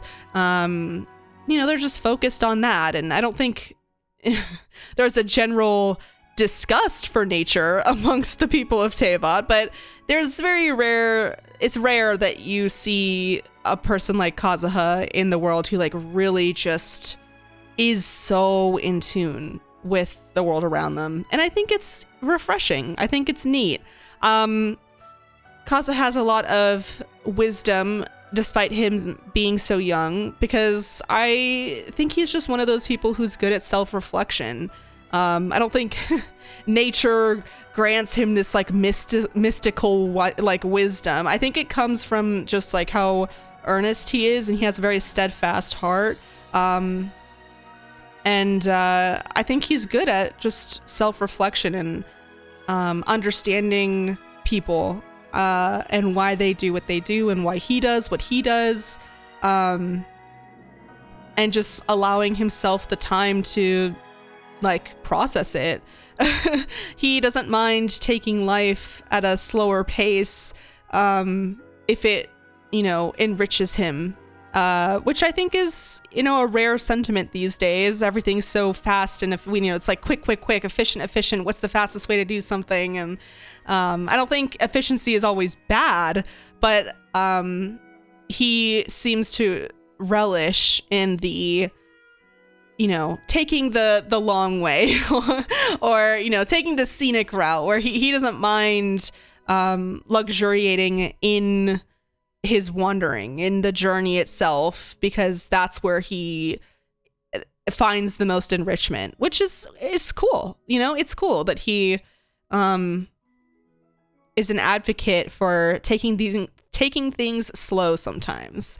And I think that the traveler kind of needs that. They need a friend or a companion that not gives them permission because they can't do it, but like just allows them to like, it's okay to like take things slow. It's okay to like sit down and like contemplate and consider and process what you feel, and to appreciate what's around you.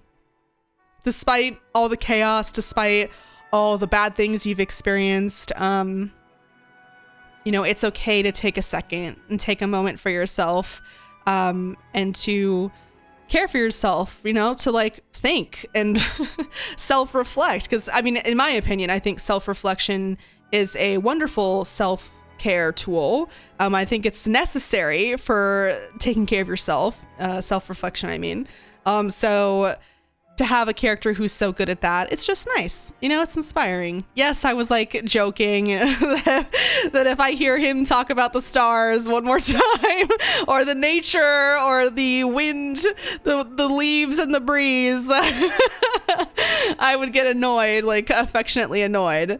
But I do think, like, at his core, he's a very sincere, earnest character, and it's very refreshing, and I do like Kazuha. I know I had a weird start with him, but I do, it wasn't his fault. Like, it was just me being suspicious of a new character. But I do like Kazuha. It's hard not to like him. He's like polite, he's sweet. One thing I will say is I do like both their, the English VA is lovely. His take on Kazuha is nice. But I'm very attached to the Japanese VA. His himus. It's like a big part of his characterization. Because you know how sometimes you have like a friend, that one friend, or like maybe it's a family member or like a cousin or something, where they always have like a verbal habit. Like they always say... They always have like something they say all the time, or like a word they say all the time, and then if you hang out with them enough, you start saying it too. I feel like that's how Kazuha is with his himus. I feel like if the traveler actually spoke, I felt like if she hung out with him enough, she would start saying it too.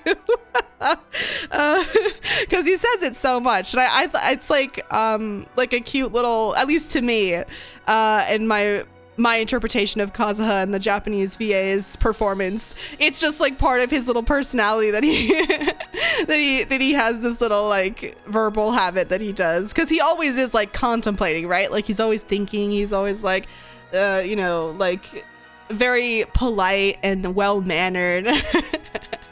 So it matches, like it's not like out of character or like weird, but it is like it's like a noticeable little habit that he has. So for me, because I play in the Japanese dub, it has it's part of his character, and I think it's really charming. I think it's cute. But anyway, those are my thoughts on Kazuha. I can't wait to I know we spent a lot of time with him in the Irodori Festival, but I'm sure we'll see more of him in the future, I assume. I don't know, since he travels a lot. And he's with Beto. We don't see Beto that much, but I assume since he's like always traveling and wandering, like I'm sure he'll pop up somewhere soon in the future. So I'm excited to meet him again, but he is a sweet man. I think he is a good man, and he is a good companion for the traveler to have. And I think he truly wishes the best for her. I'm not saying like most characters don't wish the best for Lumine, but I think he like genuinely, sincerely wishes her the best on her journey, and that he, as he said in his dialogue, he's like, I'm a good listener. And I think he is probably one of the only people who, if Flumin were to open up to someone, I think Kazuha would be on the list of people she'd probably feel safe and trust enough to open up to. So yeah, those are my thoughts on Kaz. He's a sweetheart.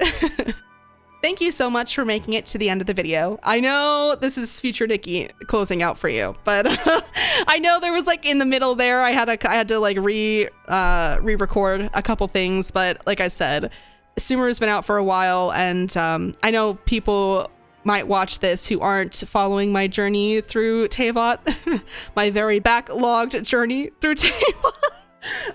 So not mentioning certain tidbits about his clan or whatever in relation to Scaramouche and stuff would have been like a little weird. So I just wanted to re-record some of it. I hope it wasn't too confusing, but I tried to make it as as unconfusing as possible.